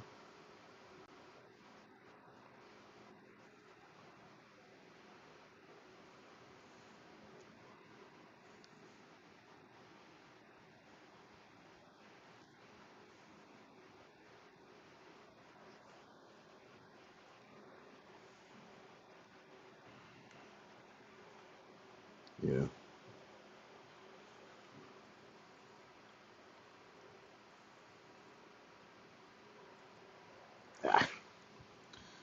Okay.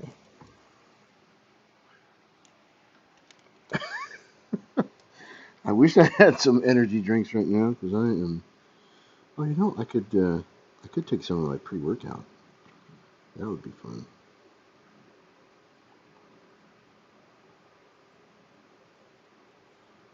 Trying to get this paper tape peeled away, the backer peeled away from the tape. It does not want to work with me.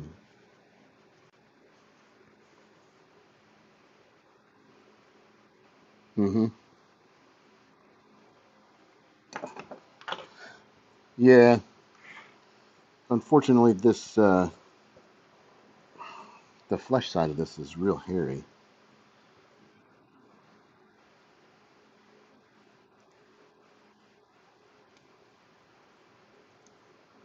There we go. You got it. I got it.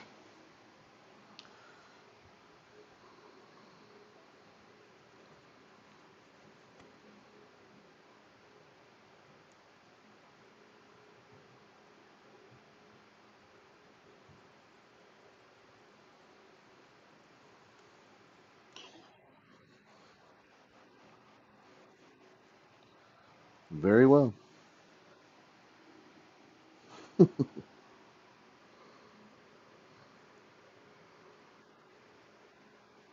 Nope. We can hear you.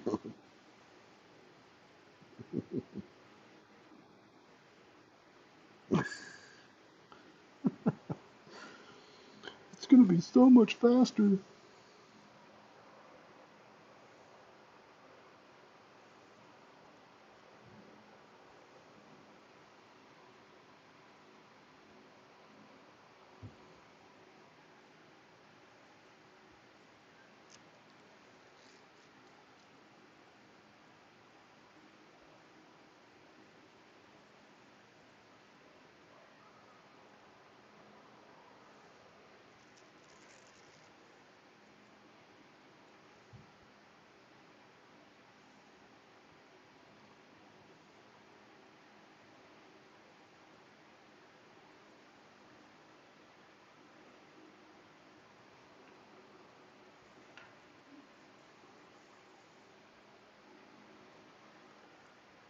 Okay.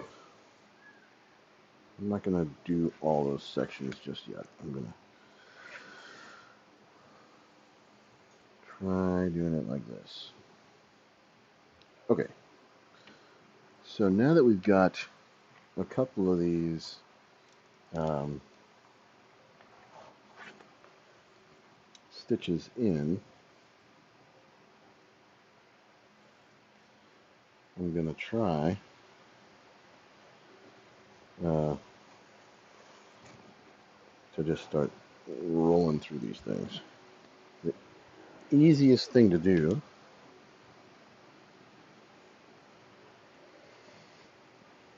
once you get your once you figure out where your thread is,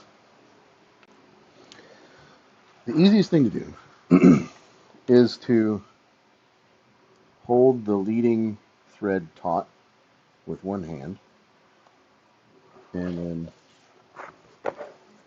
go through with the other one. So I'm going to hold this down on my lap here, try to get it. You want to pull. So I'm working this direction with the stitches, and so as I'm working that direction, I'm going to pull the thread that way. And that way, as I go around, I'm always pulling towards the center of my piece that I'm working on. That's going to keep my stitching really nice. It's going to make it look very consistent and uh, should give me that nice diamond pattern that you normally see that people really like. So, at least I hope, because it's been a while since I've done this.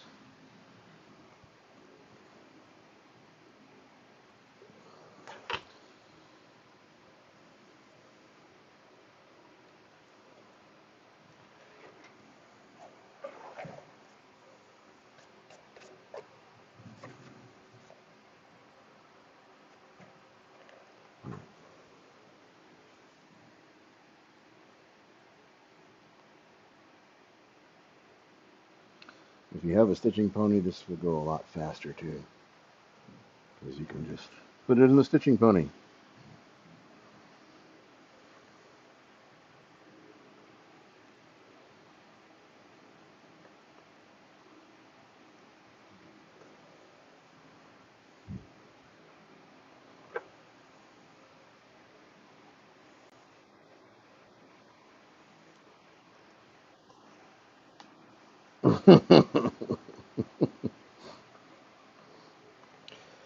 Every time I see it, I think I should buy one of those, and then I buy something else more expensive.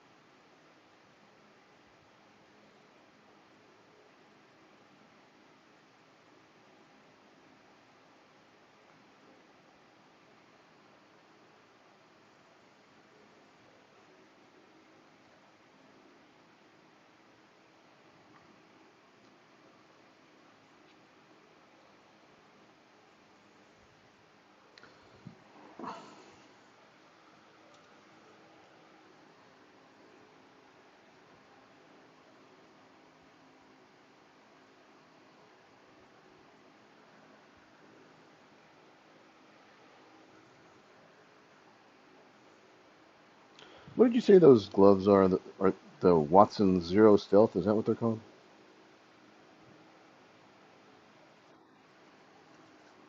I have to get some of those.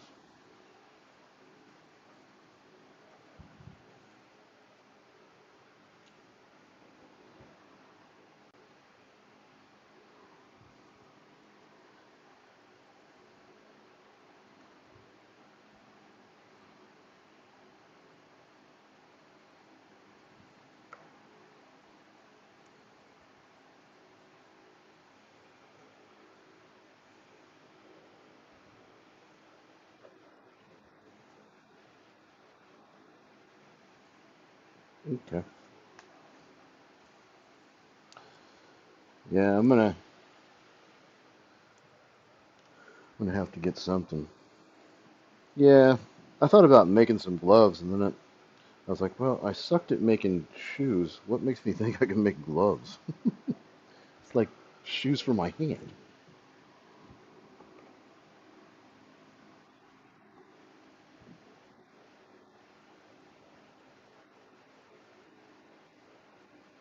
Uh huh.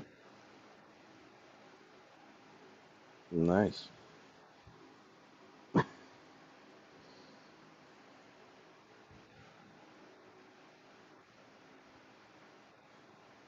Nice.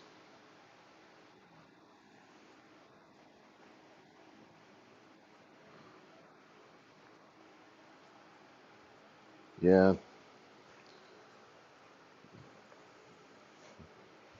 there's a guy that he's a good friend of mine here in town that I go over to his house every once in a while and mess with him, but he's a Instagram influencer and he's got about 500,000. I don't know how many he's got right now total, but it's getting pretty close to 500,000 followers on Instagram. He always does food videos, and he's been using his phone the whole time for like 2 years. Everything is done on his phone. He records everything on his phone, and then he does all of his video editing on his phone. And he was asking me the other day about uh, how I have my stuff set up, and I was explaining it, and he was like, "Oh, so you don't use your phone?" No, no, I don't. Not for anything.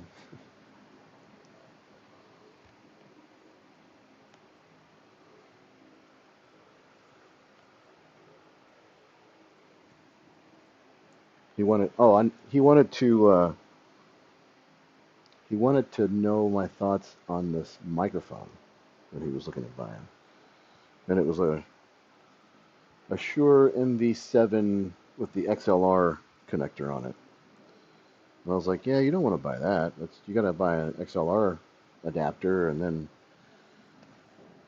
you know you'll have all kinds of stuff. I said if you want to plug it into your PC, you got to buy like a cloud lifter and an XLR adapter and all that other stuff.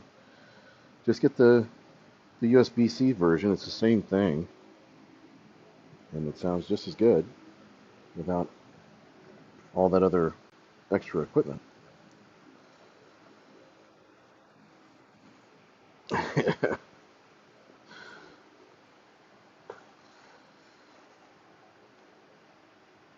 And then he was asking, oh, can I just plug it into my phone? I said, well, if your phone has a USB-C adapter, I guess you can. But,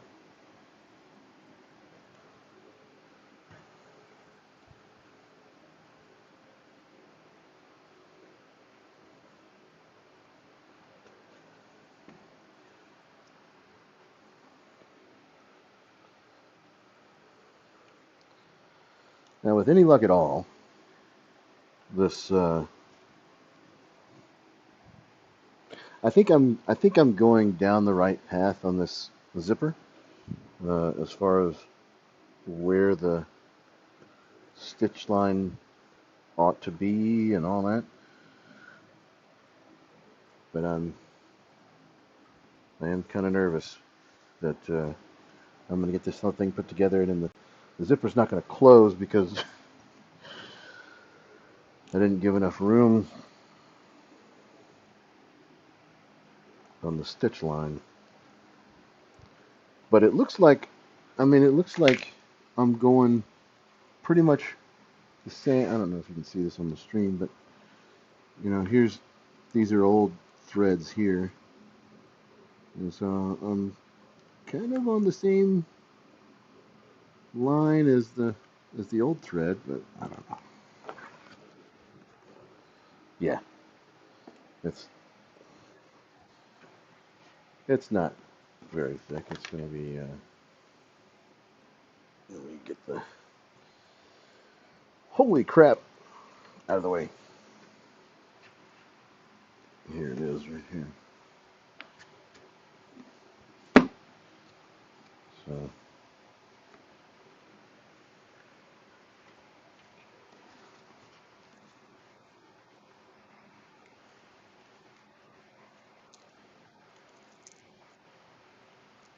Uh, yeah. Yeah, I think maybe I might have to back it out.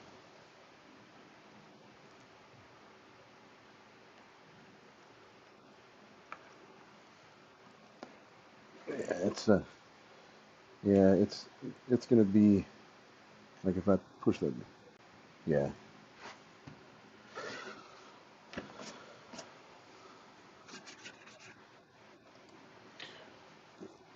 yeah, it'll pull the whole thing closed. Now there is a good amount of space here where it may flex closed. I don't know.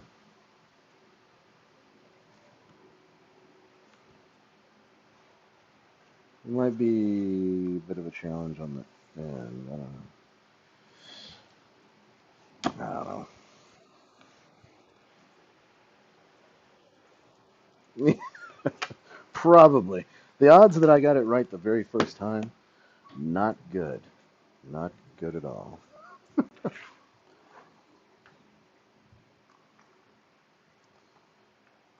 And it doesn't help that I'm going blind.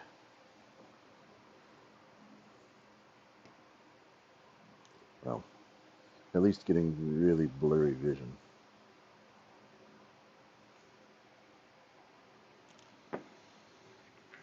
Let's try again.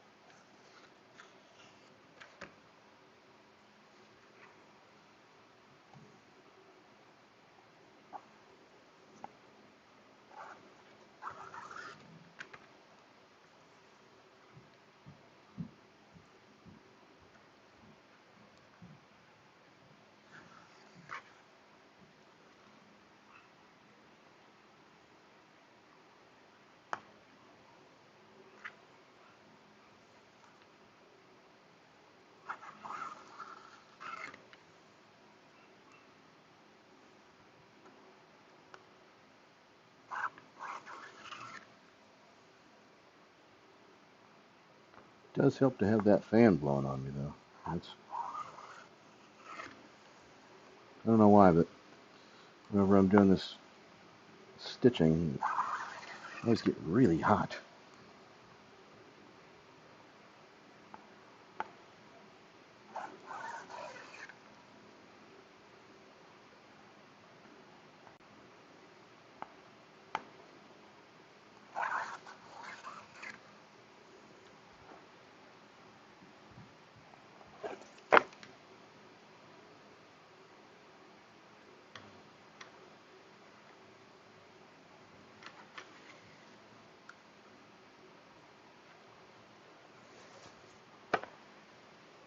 Okay, I think if I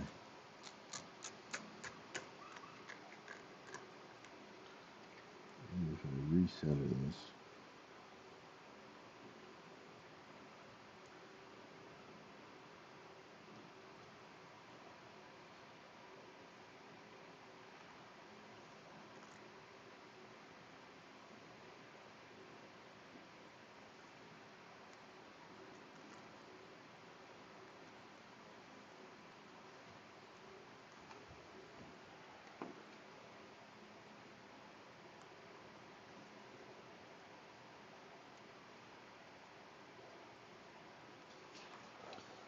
So what we want on this is to have the most amount of the zipper available.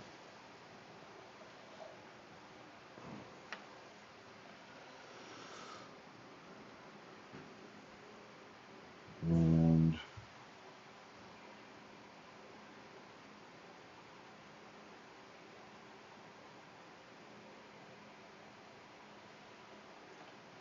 but still have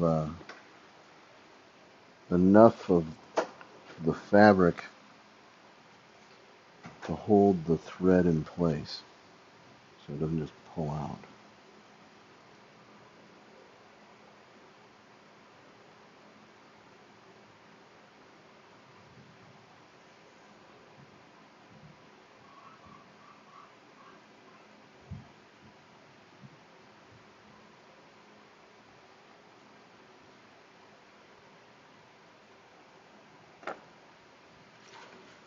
All right.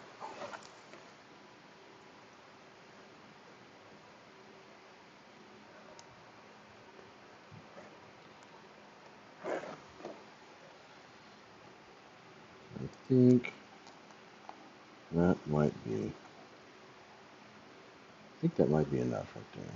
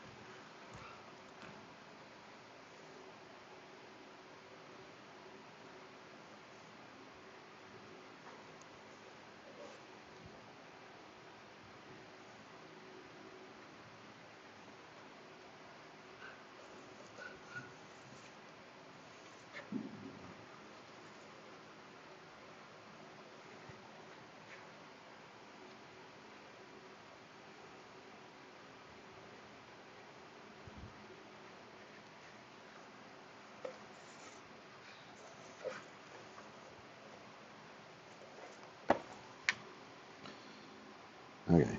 If that's not going to be enough, then that's going to. I'm just going to have to, I don't know, buy one.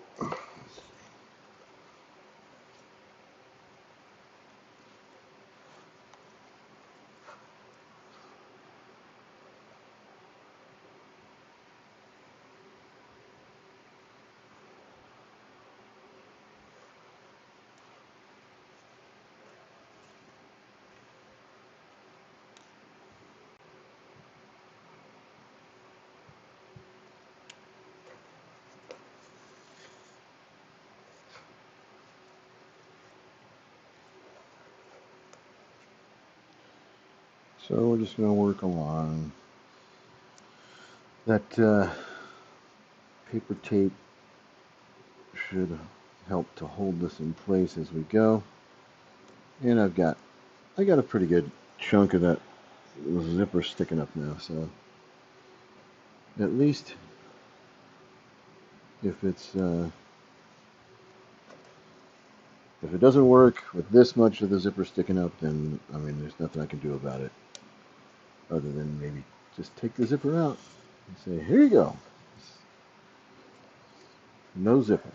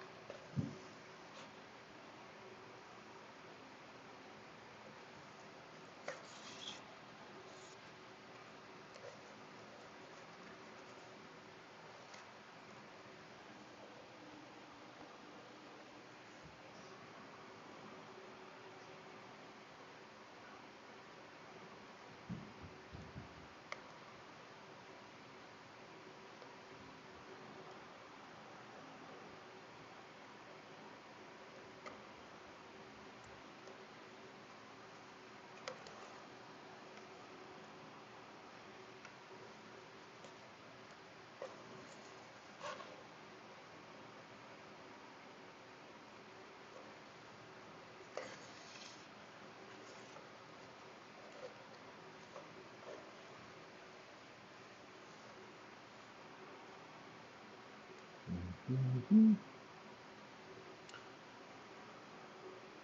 Eventually, we'll figure out how to get the music to play so that it doesn't just play in my headphones and then I lose track of time because I've forgotten that you're not listening to music. You're just listening to the sweet, sweet sounds of me pulling thread through leather.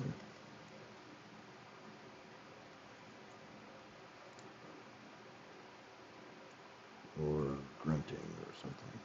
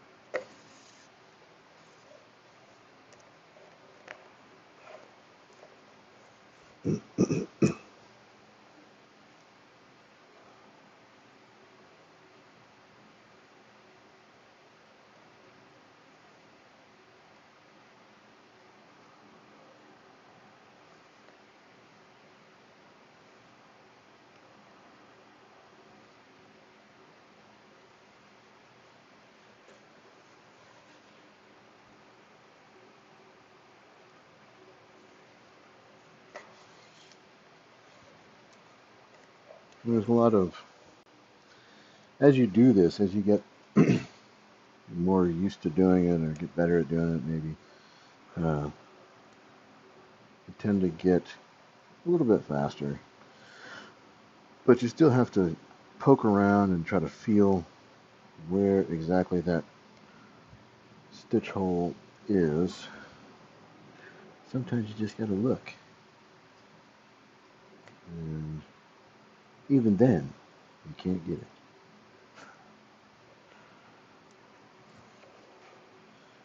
Where are you? Yeah, there we Yet another reason to buy a sewing machine.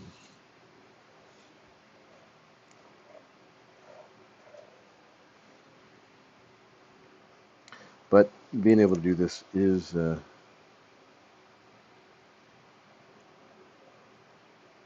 cool for some things.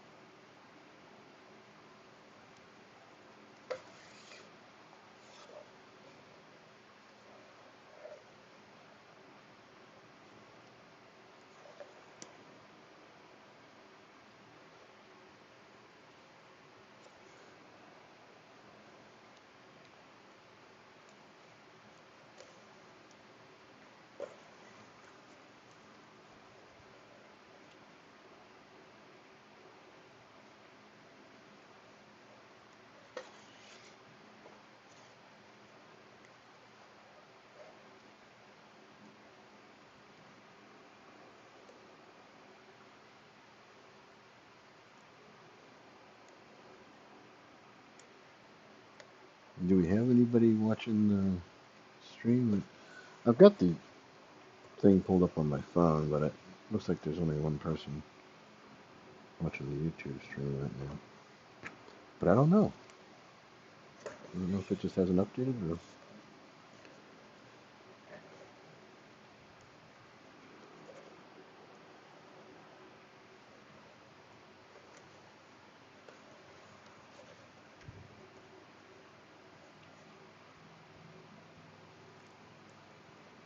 Oops.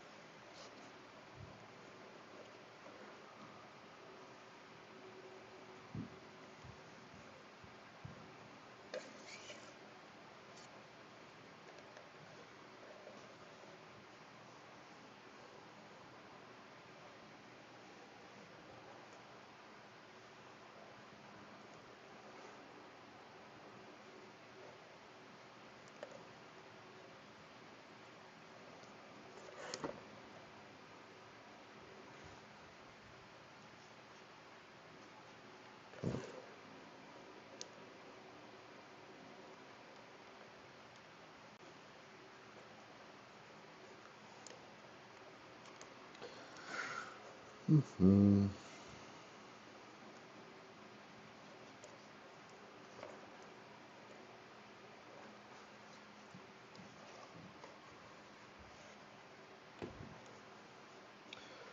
So if you do have trouble finding the hole whenever you're trying to do your second stitch. Alright, so I go down through here like that for my, so there's one stitch. Now I'm going to pull that thread taut with my hand on the back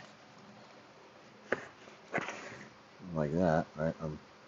This is the this is the thread that just came through right here, and so this thread, or I'm sorry, this is the thread that just came through, so I'm pulling this one tight on the back side here, and now I'm going to use this other needle to go back through this hole that I just made here with this other line. So if for some reason though you're trying to get through that and you can't get through it, you can't figure out where that hole is, to get through the front side here, the easiest thing to do is just to go on the front side where you already went through and poke down through that same hole and then just work your needle around a little bit, and that's going to widen it out so you can then just get right through the hole like that. There you go.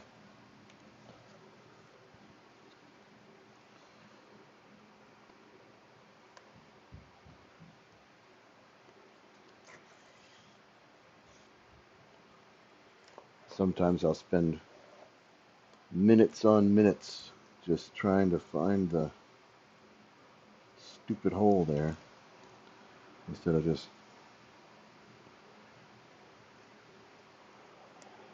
doing that and getting through it.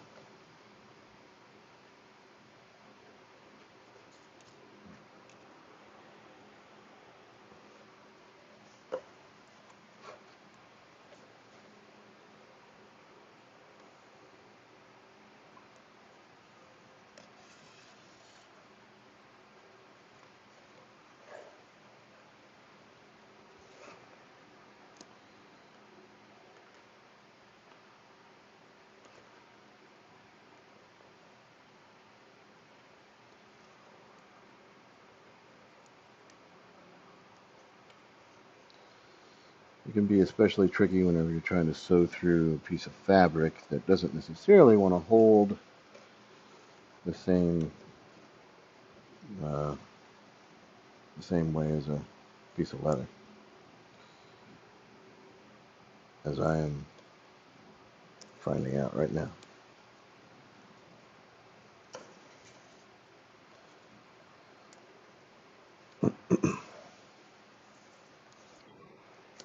Uh-huh.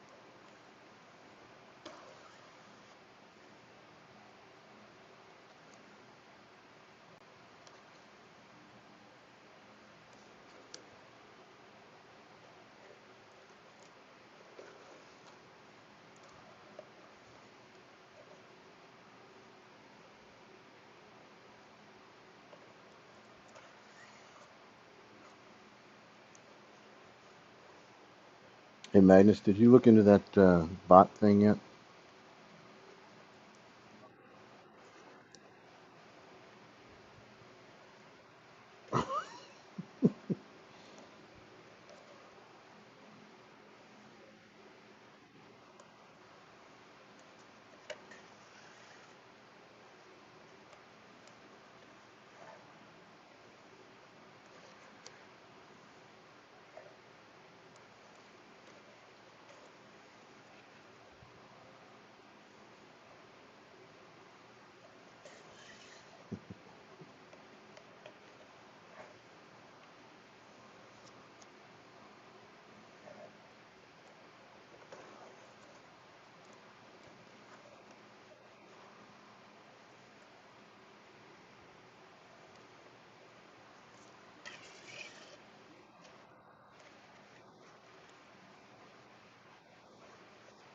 Yes, that.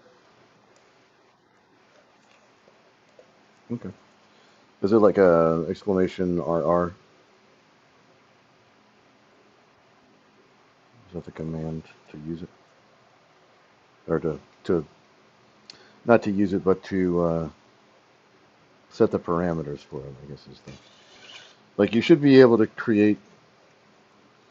You should be able to create the roles that you want them to be able to use with like a command, like exclamation RR, and then the name of the role, or maybe the icon that you want them to click on, and then the name of the role, something like that.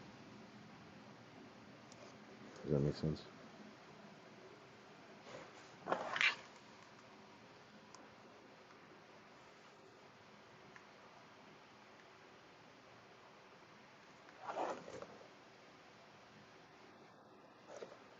Yeah.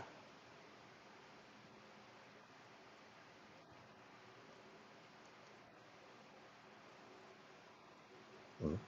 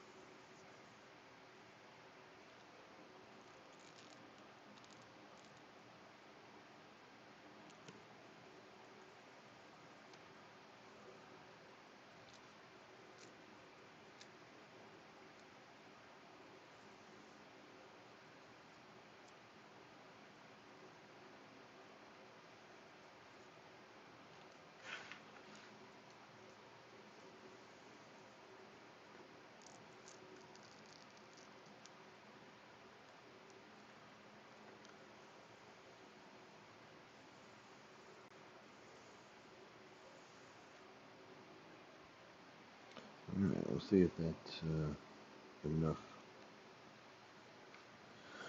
enough of an overlap there to hold that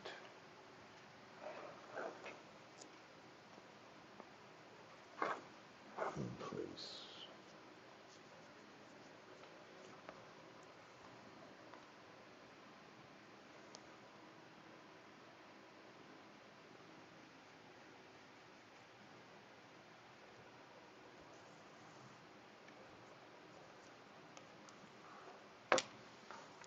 Okay.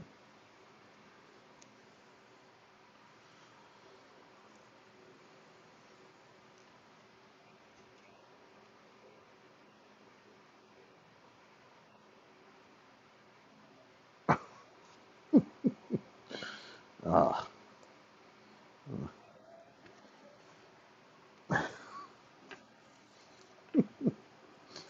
Well,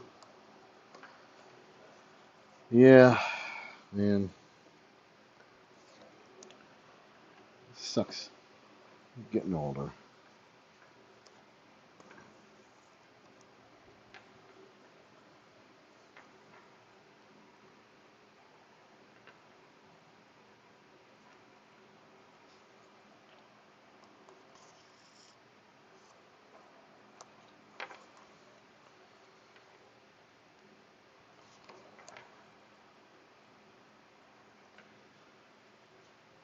I'm grateful that I haven't. In my life, I'm going to be 49 in December, and in my life so far, I haven't had any major surgeries or any major illnesses that I've had to deal with, except for being on TRT. But otherwise, I've been pretty okay so far. And my dad, on the other hand, has had. He currently has like 3 different types of cancer, I think. He's an overachiever like that. So, and diabetes and other things that he's dealing with. But it just makes me think that at some point, since I've had nothing go wrong, I'm just going to be like, I'm going to be one of those guys that's just walking along and a piano drops on me or something. Like, is it crushed by a steamroller? Something's, whenever something goes wrong, it's just going to be the worst that it can go wrong.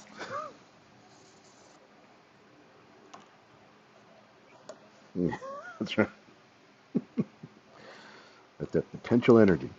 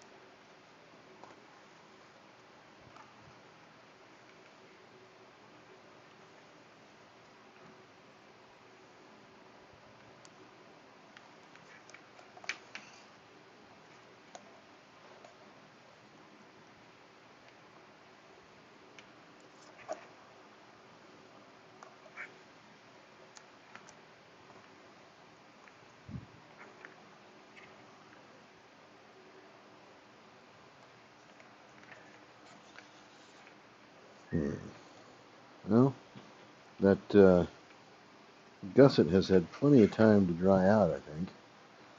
So I'm going to take a look at it here in a second and see what kind of damage that degreaser did to it.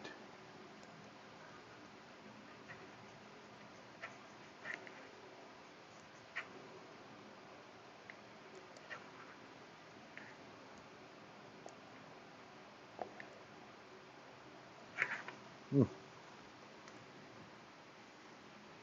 Ah.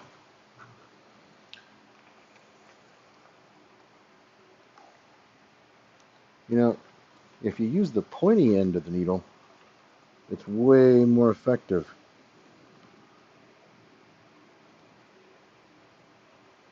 It just goes through that stuff like butter.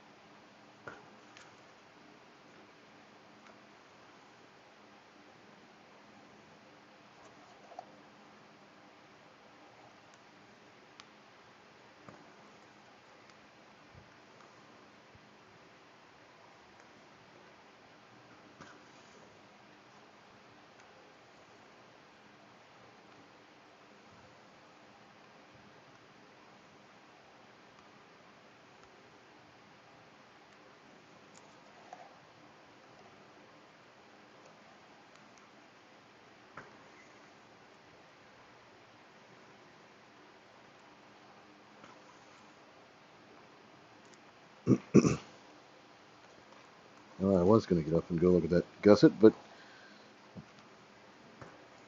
since I said that, I've gotten into a good flow here, a good rhythm. And it's hard to interrupt that.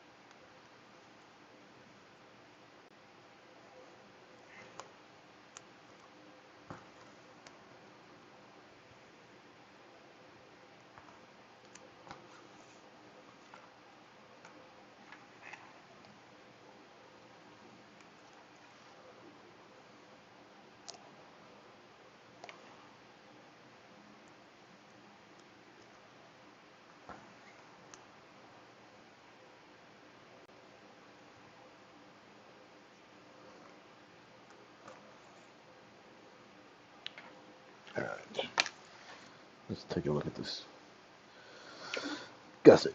Let's see how much. Yeah, it definitely discolored it, but it's not bad. Probably if you just go through and put a good coat of that stuff all the way around the whole thing. No, it's not totally dry, but it's getting closer. This end here is dry. This is still pretty wet here in the middle. But yeah, it's I mean it's obviously darker here in the middle. It may have quite a bit of water still in it actually. Oh, we'll give it some more time, see what happens.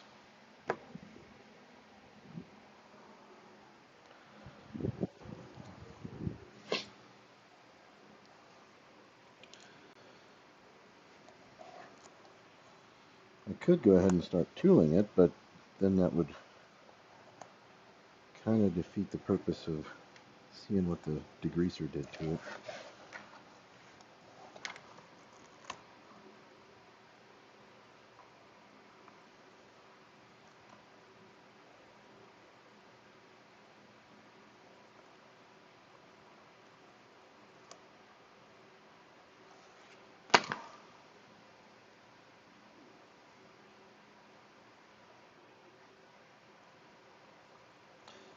Yeah, this well, this is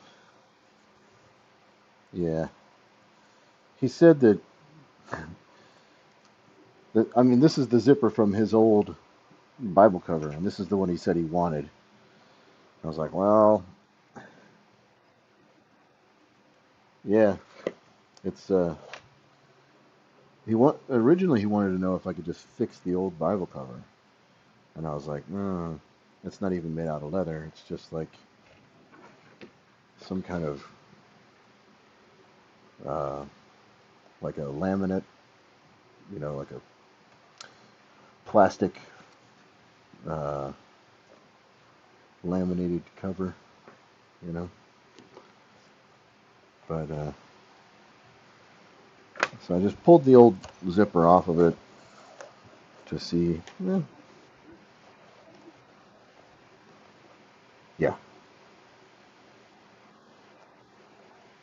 Yep. Yeah. Yeah. I'm thinking the. I mean, I just want to make sure that I've got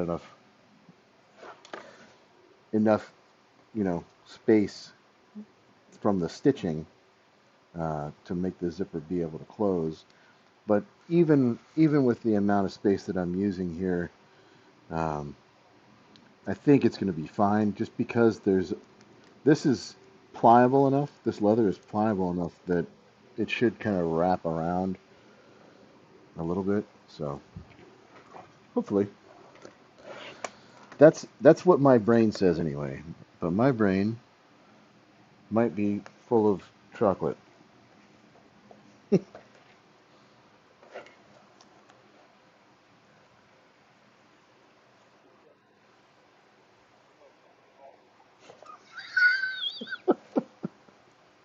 That'll work now.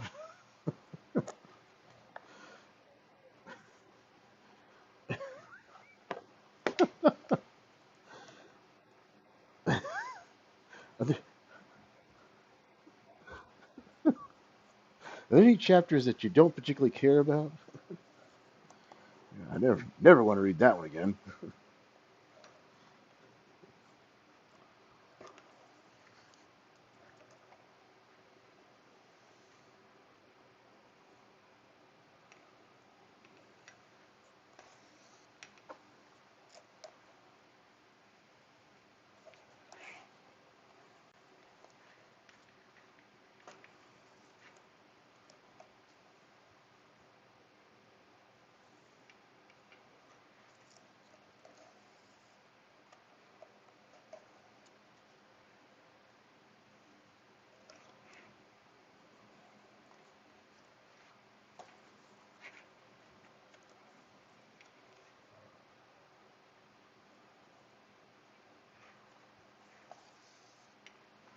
My brother used to do stand-up comedy a long time ago, and there was a comedian. I was sitting and watching one of his shows, one of my brother's shows with this other comedian one time.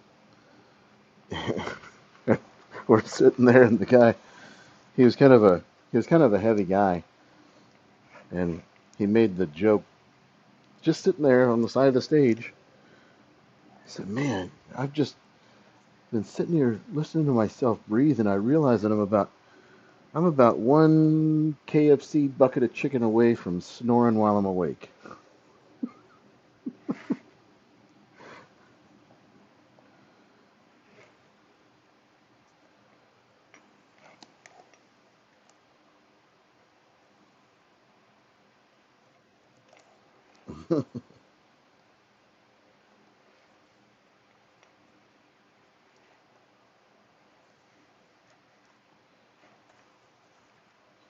Sometimes I get so frustrated with these stitching process that I'm like, that was it Happy Gilmore, the Adam Sandler movie? Go to your hole. What's the matter? Don't you like your home?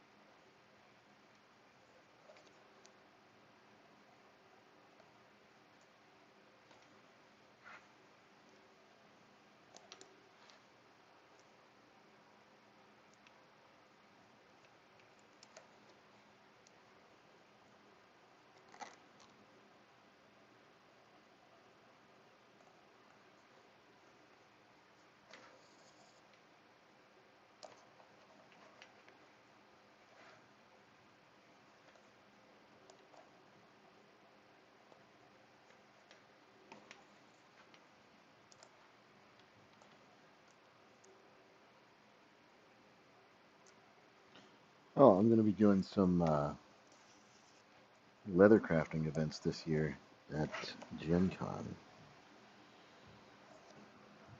Yeah, I got a yeah, I got a couple of wallets, and this guy helped me set them up, um, and because I'm running these events, I got the price. Yeah, I got the price of the admission comped. So I got 4-day GM badge, and then anybody who helps me also gets free admission and a GM badge. Yeah. So I got all my buddies are going with me, and I'm like, you can round robin it if you want, but you're each going to help out with one of these sessions. Collect all the tools and pass everything out.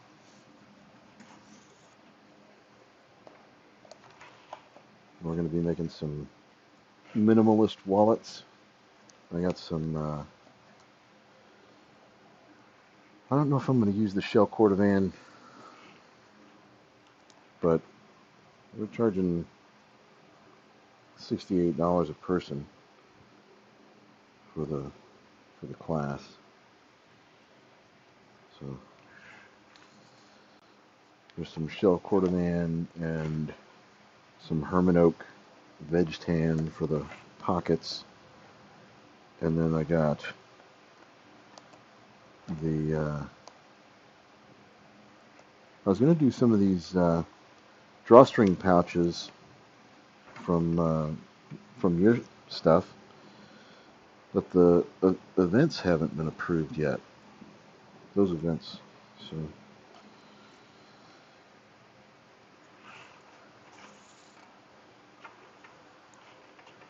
But I think it would be fun to do those, and I got a whole bunch of different colors of suede to make for the sides.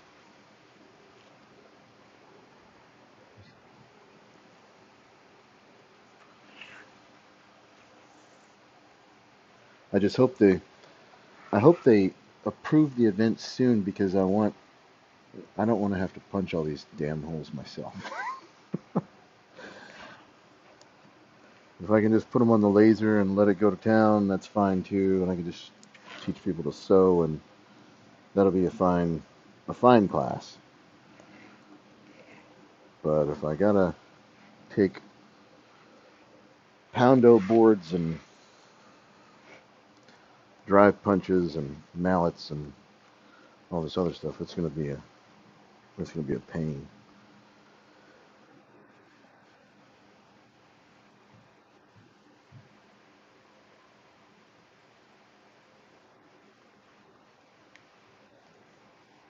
Mm-hmm.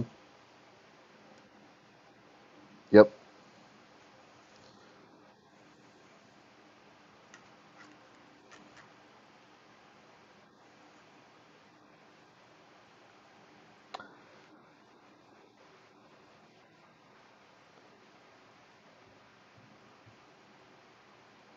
For I'm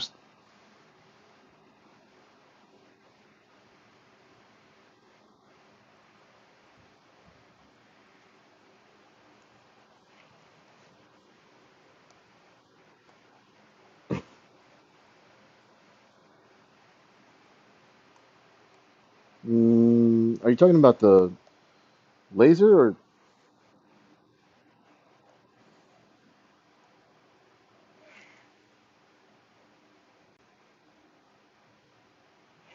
I haven't had any issues with that. Uh, yeah. The the problem with those holes being misaligned, um, I think the issue was that when the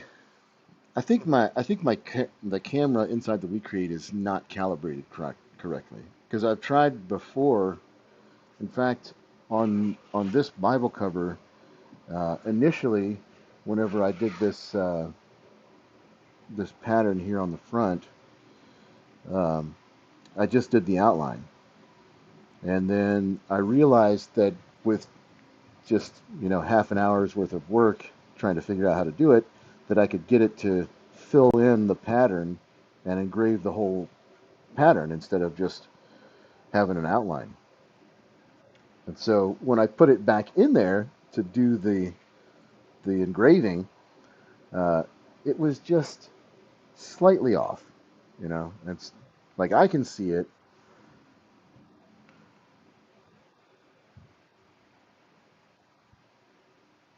Yeah.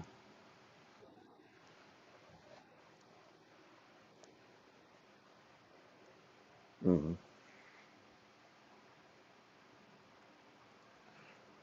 I do.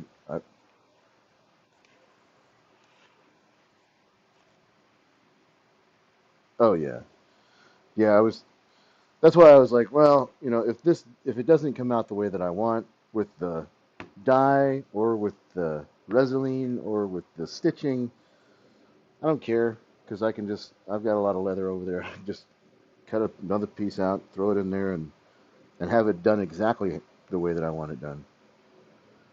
This is all first time, like, trial and error. I went over this. I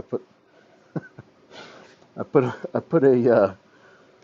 his name on here, and then I also put a little logo for myself on the back here that I just had done in ChatGPT, and I really kind of like it. But whenever I when I did it, I accidentally did it twice, and so it's like deep. It's a deep engrave on that logo, but yeah, it looks pretty good.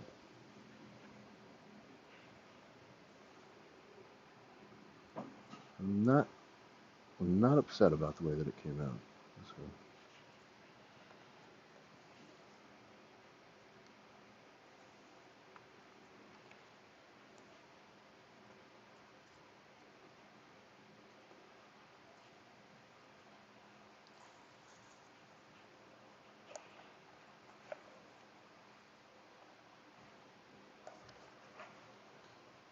when I first saw you doing laser videos quite a while ago, I was like, no, don't use a laser. That's for cheaters. Laser, it just looks awful. It's not. It doesn't look like the the nicely tooled stuff that I like. And then I used the laser, and I was like, take. Oh yeah.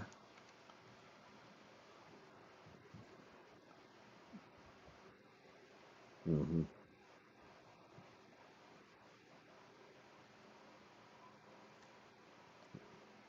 Yeah. No, it's a. I mean, I'm completely converted. It's absolutely a. Yeah. Yep. And yeah, I mean, even just like what I'm doing right now, just with the stitching, like my thumb will go numb on the stitching. If I had to do all of the engraving by hand, this would take, I don't know, 2 weeks to get this done. I've done it. I've spent maybe a day and a half, maybe. That's including the time that I spent, building everything in Make It. So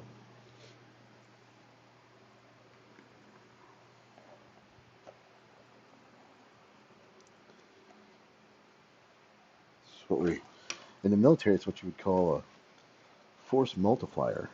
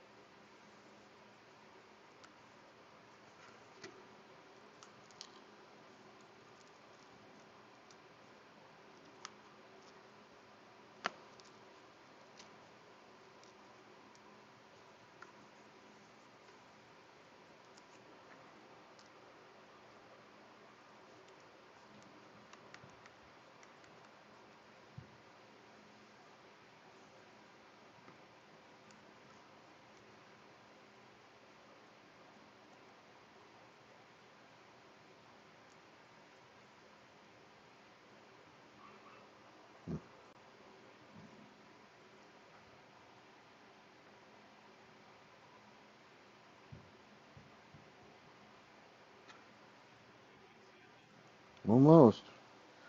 I'm gonna try to tack this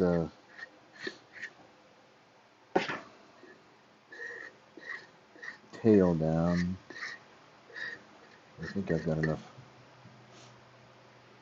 uh, space here, so I'm go ahead and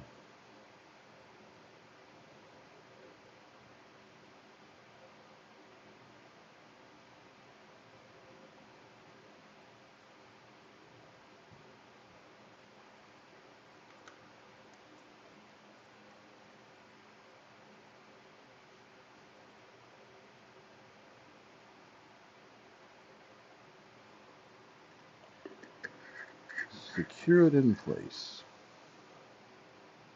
Oh, put it on the wrong side. Yeah, put it on the wrong side. That's all right.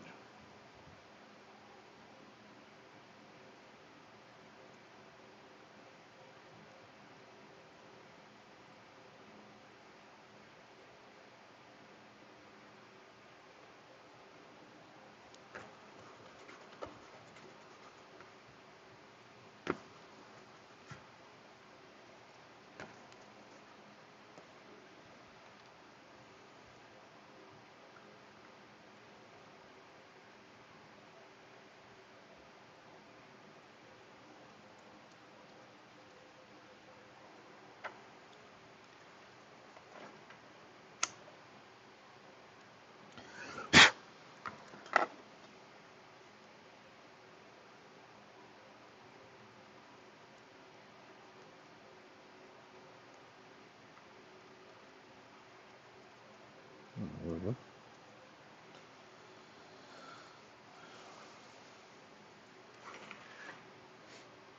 And I can finish on this piece.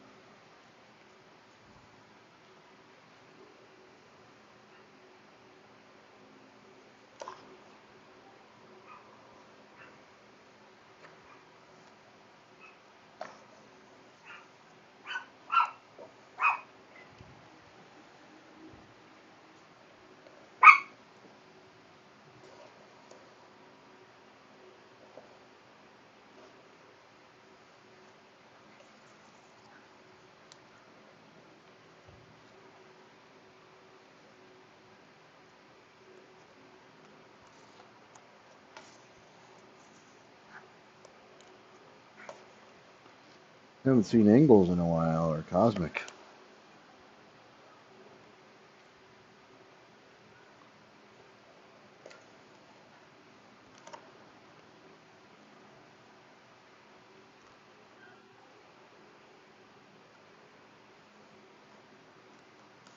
Mm,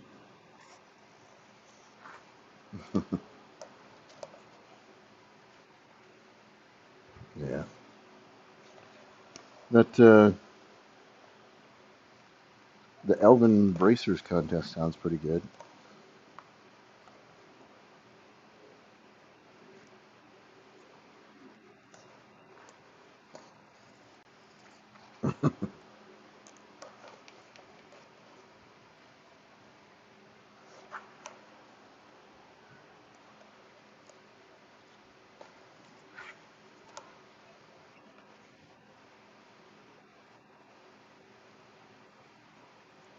Yeah. What's the armor?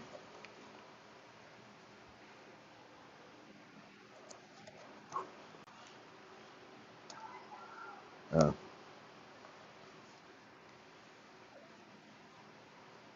nice.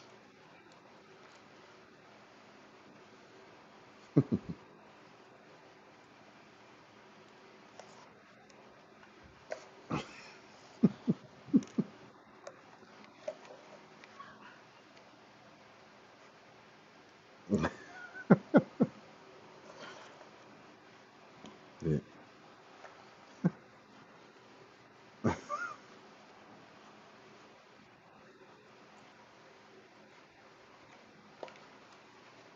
Oh my God.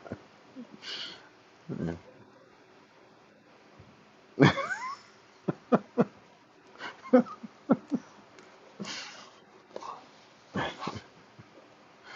Well,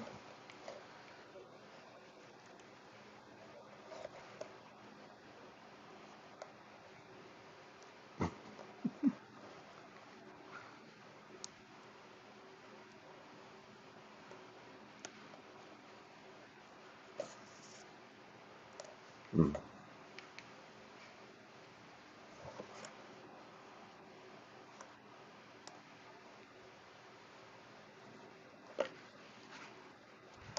hmm,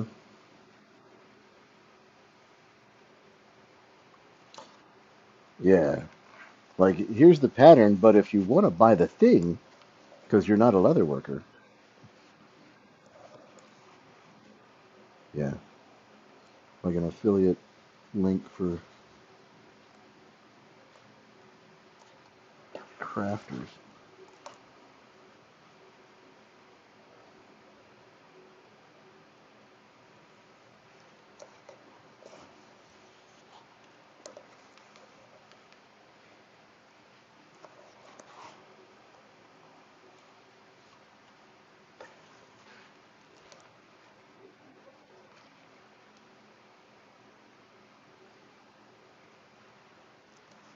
Uh, has it been bothering you for a while? Yeah.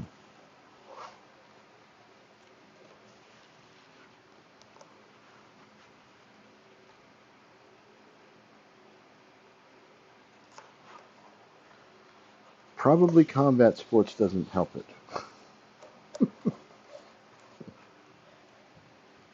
I was doing jujitsu. I was doing jujitsu for a while, and I was like that and lifting. And I was just like, no, this is not going to work. I just,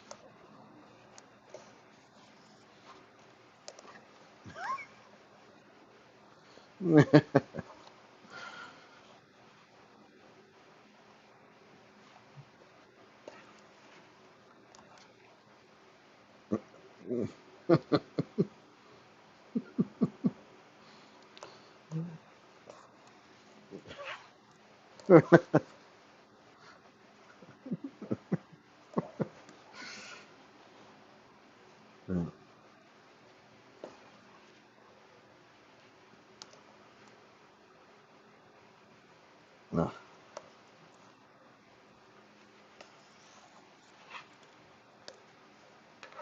Mm. Yeah, the jujitsu for me was, I enjoyed it, but it was like I used, it was so hard on my hands. I mean, I'd like just grab onto people and, I'm holding on for dear life.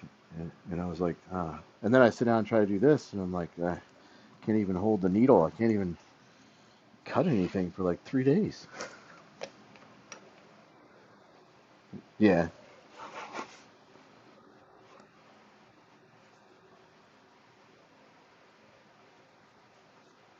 yeah.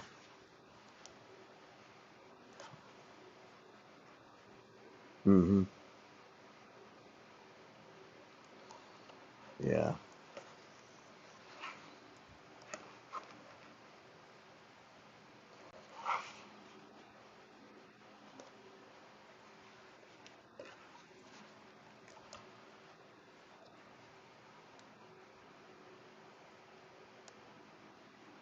yeah.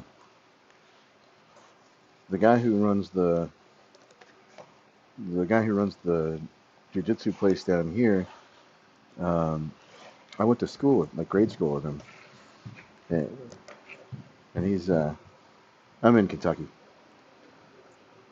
and he's he trained for years down in Brazil with the Gracies, and yeah, he's really good, and uh, his, I mean, he does a good job, it's a good class, a lot of people in there, they get They do really well in competitions, but it's just a really every time they see me, they're like, "You're gonna come back to the class or what?" Let me. Why don't you come out here and you do these squats, and I'll go in there and I'll do your rear naked chokes.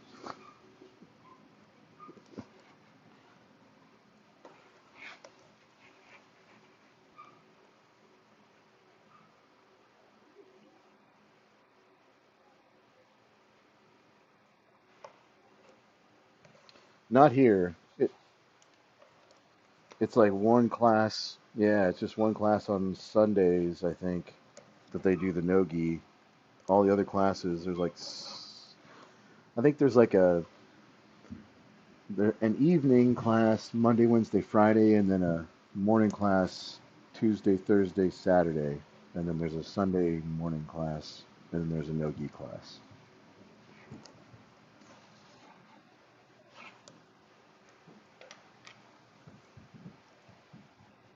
Yeah, yeah,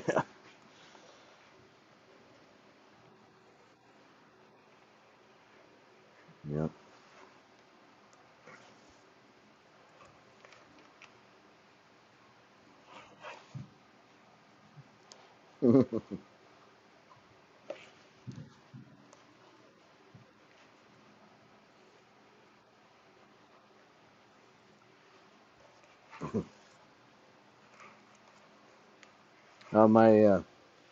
My mannequin Fred here, he fell the other day and it broke his back. So I don't know how he's still standing.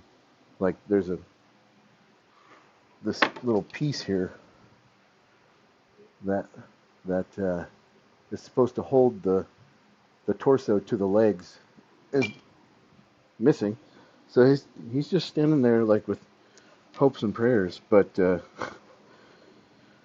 whenever he fell, he was wearing my Grimfrost steel helmet, and it smashed into my um, crock pot that all my uh, beeswax was in. So now I got to get a new crock pot. Well, now I have to get an a new old crock pot. New to me, used crock pot.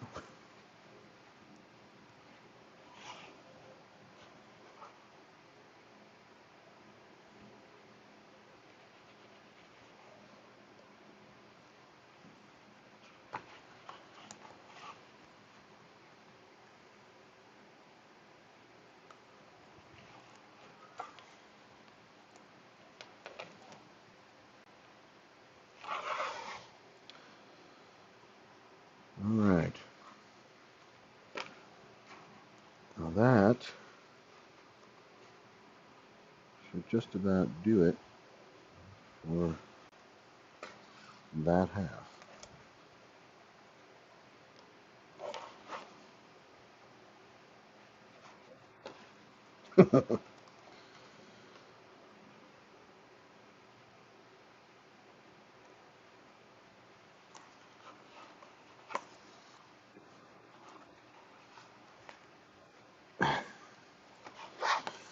Yeah, I I was I don't know.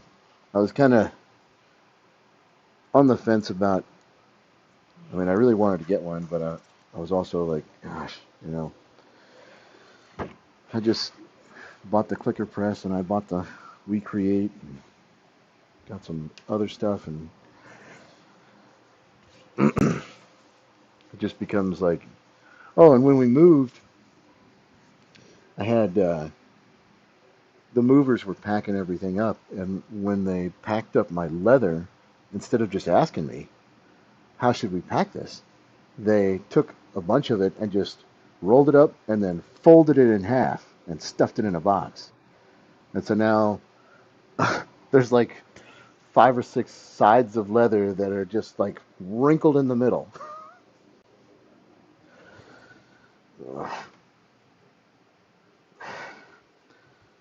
All right.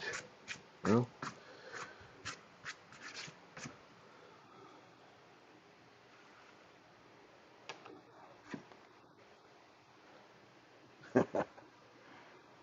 the the little picture in the picture. Oh, you see the OBS? Ah, it probably. I know it was switching for some reason. Instead of showing the full preview, was showing the OBS view. Uh,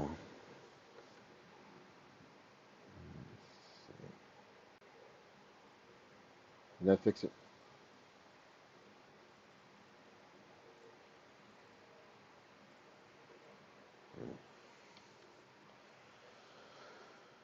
All right.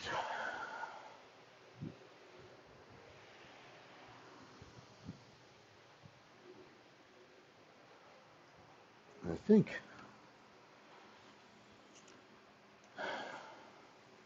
I'm not exactly sure how I should. Maybe I should. Maybe that's what I should do. Maybe I should go ahead and terminate this in the middle of the thing here, and then that way it's secured in. Uh, yeah.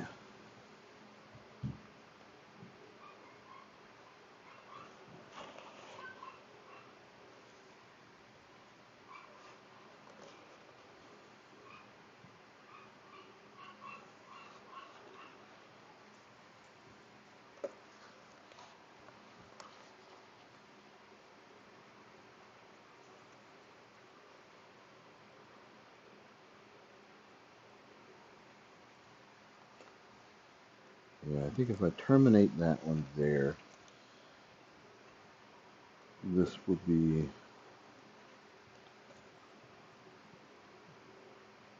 the easiest place to then come back and sew all the way around, and then get some overlapping stitches there,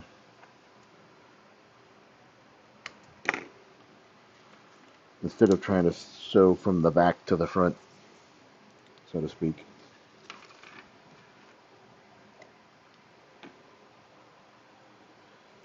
Hang on it. I need to get one of those. There's a never-ending list of stuff that needs to be purchased.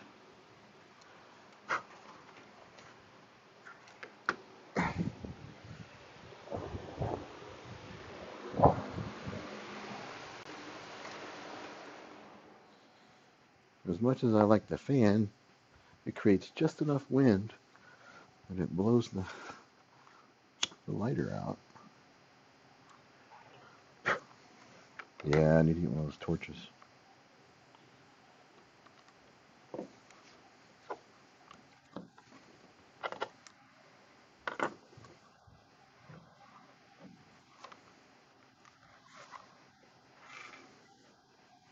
Mm-hmm. Yep.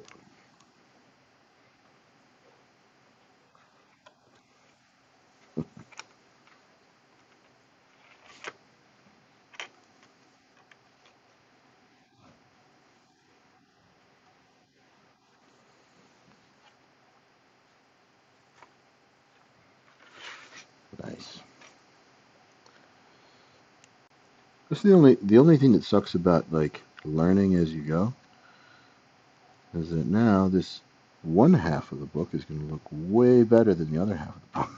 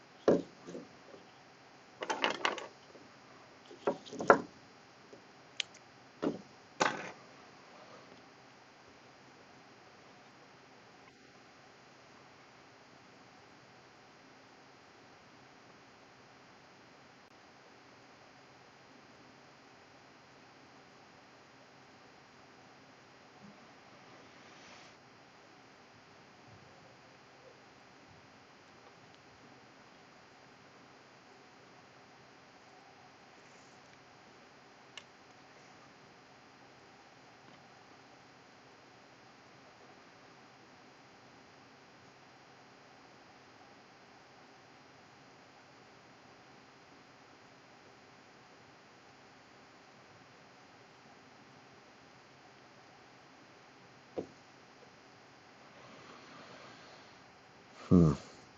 Well, it should be all right, I guess.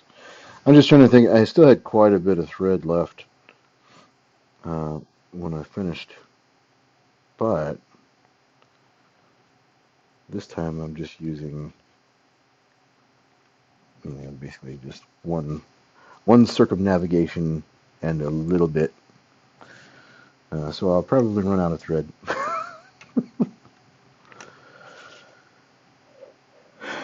before I finish this one.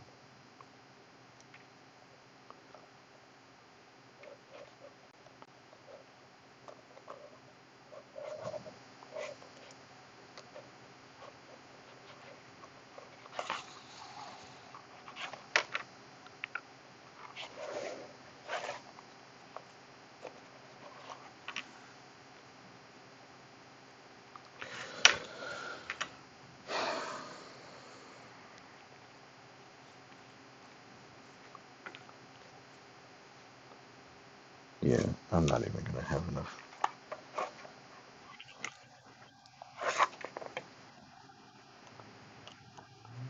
Oh yeah?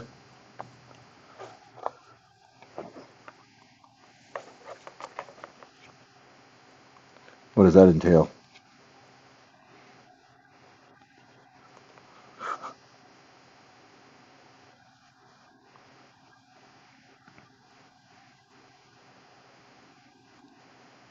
No.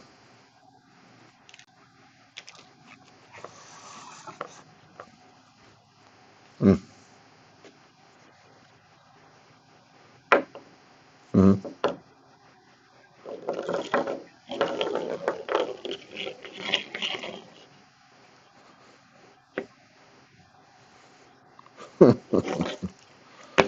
Wow.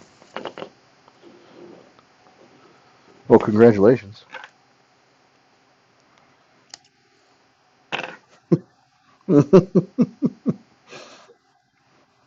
Mhm.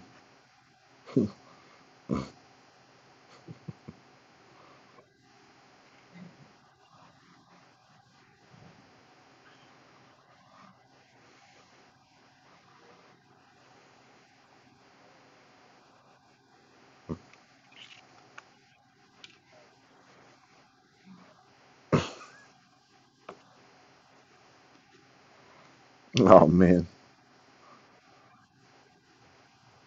No.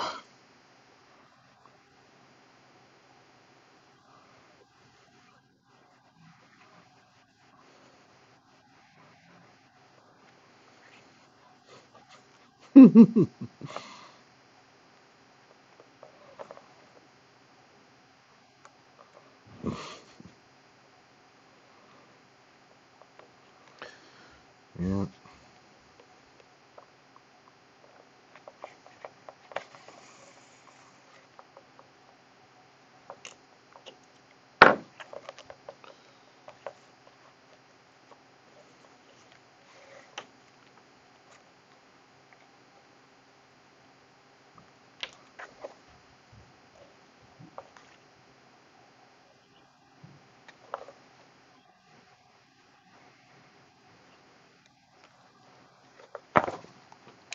Really?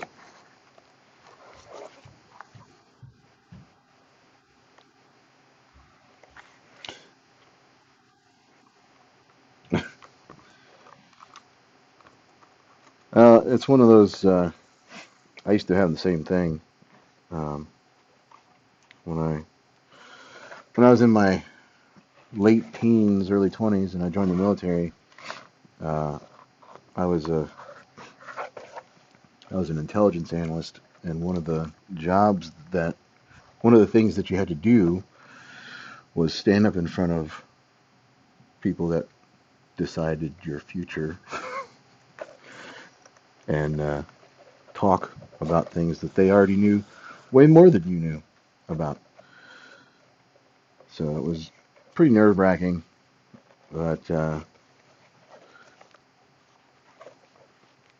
I for a long time what I would do is I would script everything very heavily and, and try to since I had a script for everything, I was like, okay, I can just read what's on the page, and then that way I know I'm not gonna, because I was pretty good at doing research, and I was like, that way I know I'm not gonna say something that's wrong.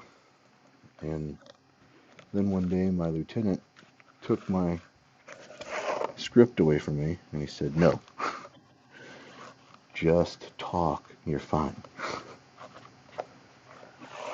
And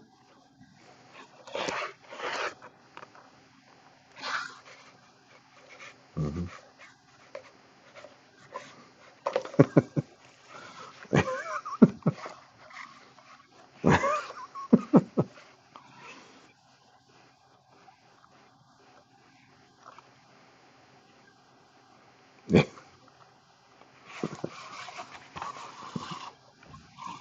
Hmm. Yeah.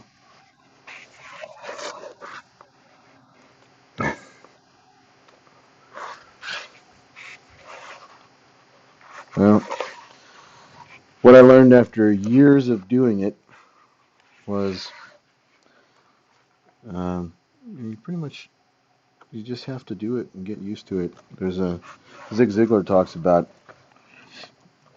it's one of the Zig Zig Ziglar is a he's like a he started out in sales and became like a motivational speaker and does a lot of self improvement kind of stuff.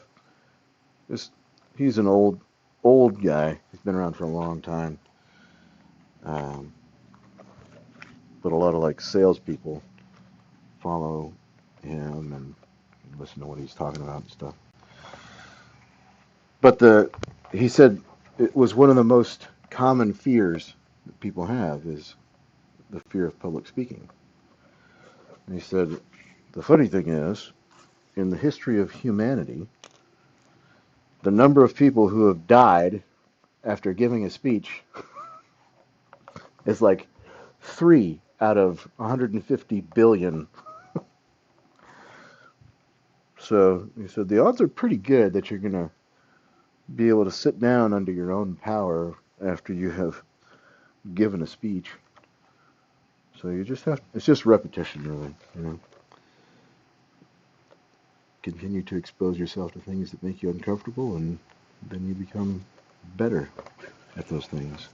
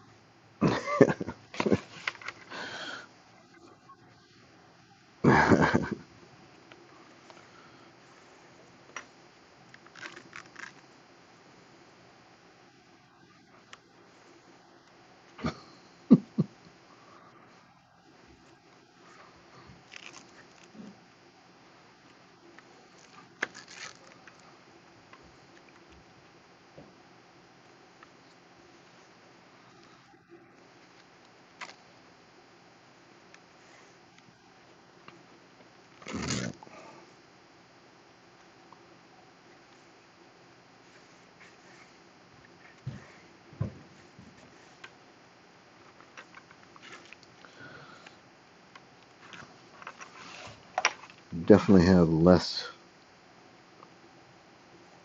of the overlap here on this side. But it's like, oh, do I have enough to hold the? Do I have enough fabric to even hold it in place?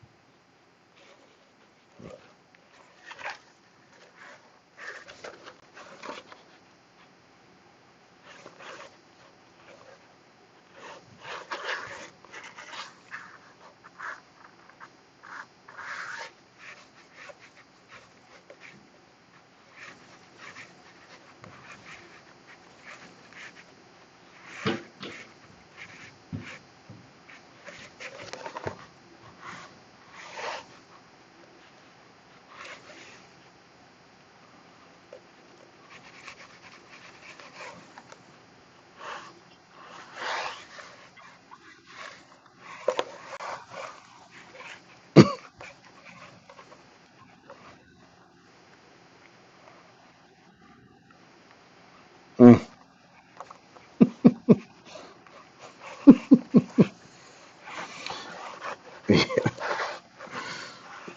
We try not try not to. I don't want to cut another piece.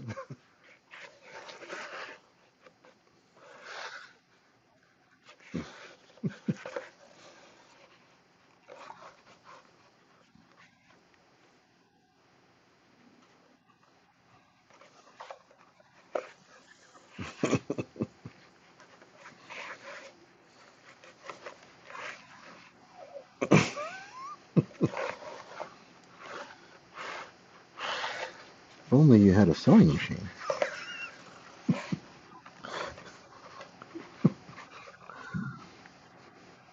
Yeah.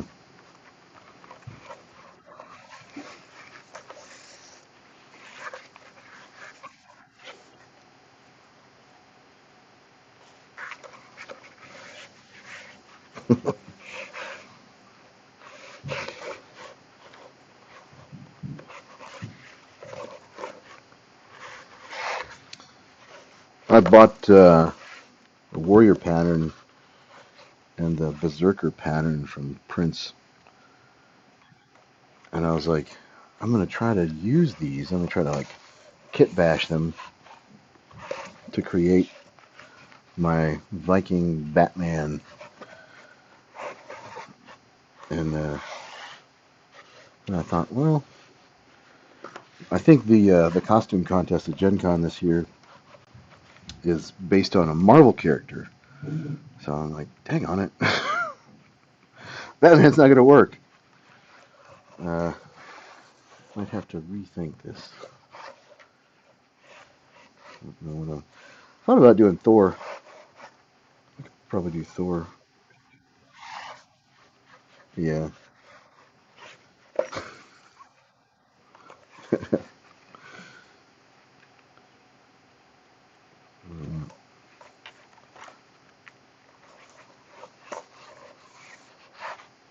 Did you ever make a pattern for it, or did you just? Mm,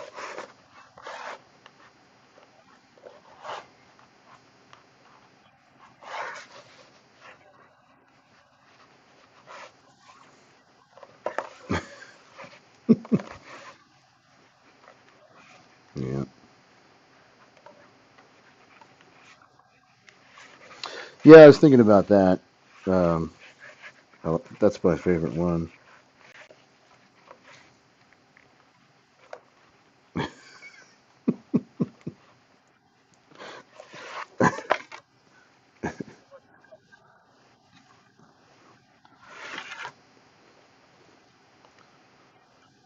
Yeah. Haha, she's dying. Like,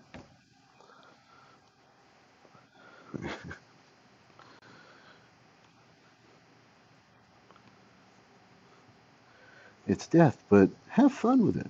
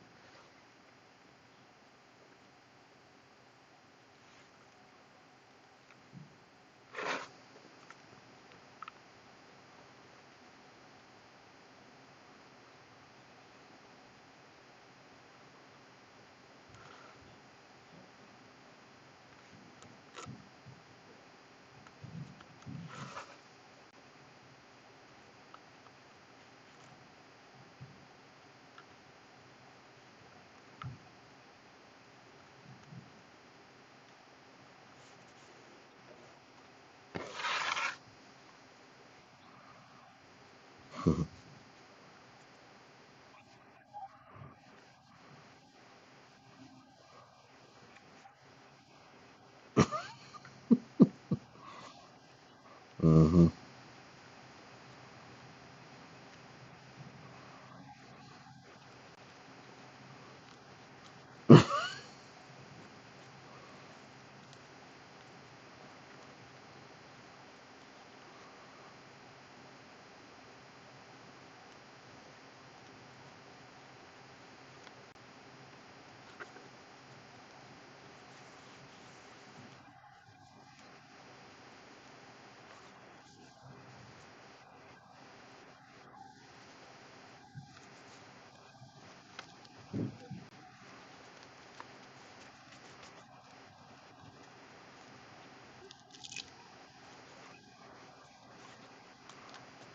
Nice.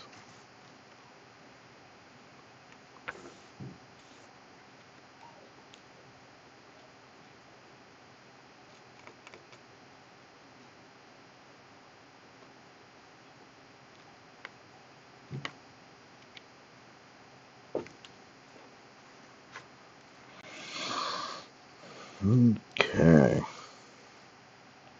So now that we get the tack down, maybe this will move a little bit faster.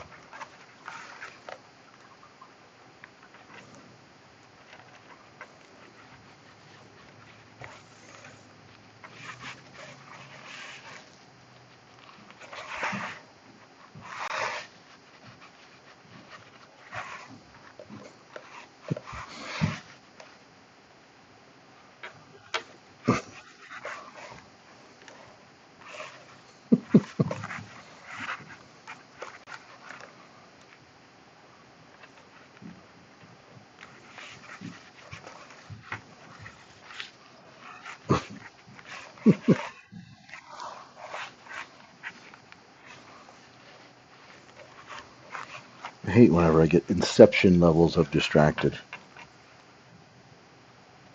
This is a dream within a dream within a dream.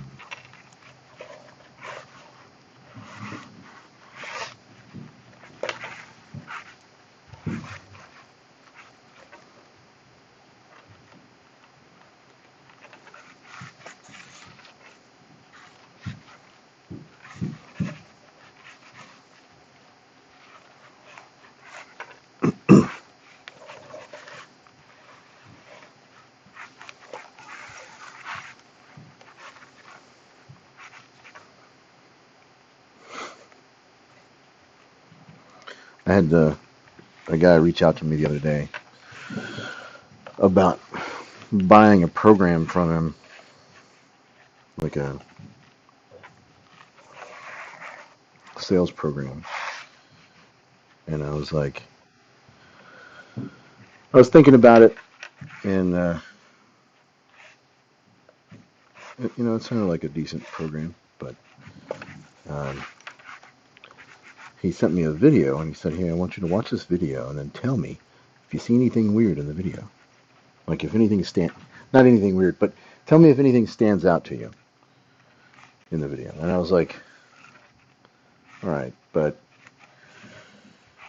I don't have time to do it right now." And so he kept after me and kept after me, trying to. I get it. He's just trying to sell his product. And I was like, "Listen, man, I used to I used to do intelligence analysis, and my thing was targeting people. Like that's what I did. I figured out where people were and sent special forces guys to go get them. So sure, let me watch your video." In the video, I watched it and I said, "Well, this little piece here stands out to me. It's kind of odd." And then I wrote like 11 pages of description of why I thought it was odd and how it led me to uh, figure out everything about his past online and show him pictures of things that he had done that he didn't know probably existed on the internet. And then I said, "Here's your house, and this is where you live." So it's like, yeah, I don't. You probably don't need to ever speak to me again.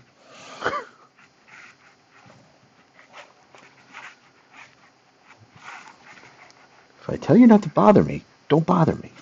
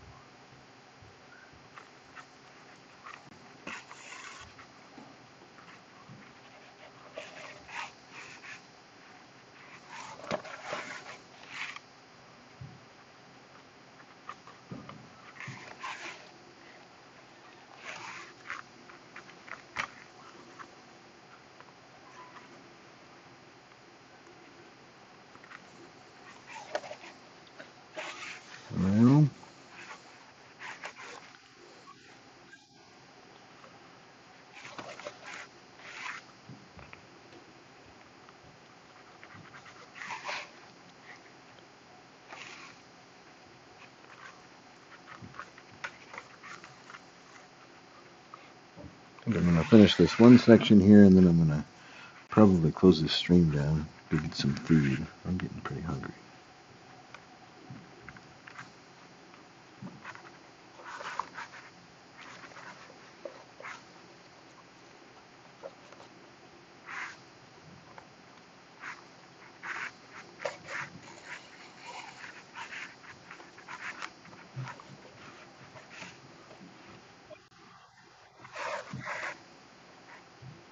What's that?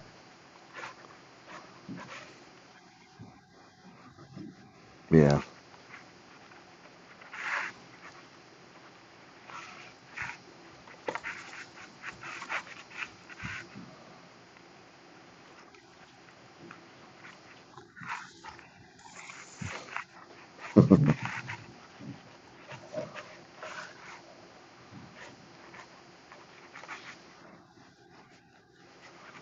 All right.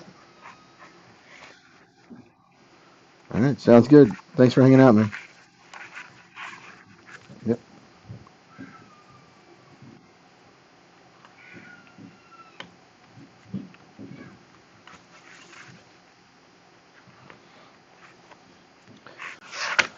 All right. So there's the, I don't know, 70% of the way.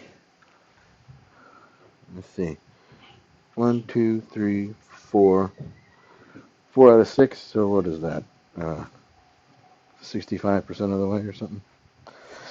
Anyway, hope it was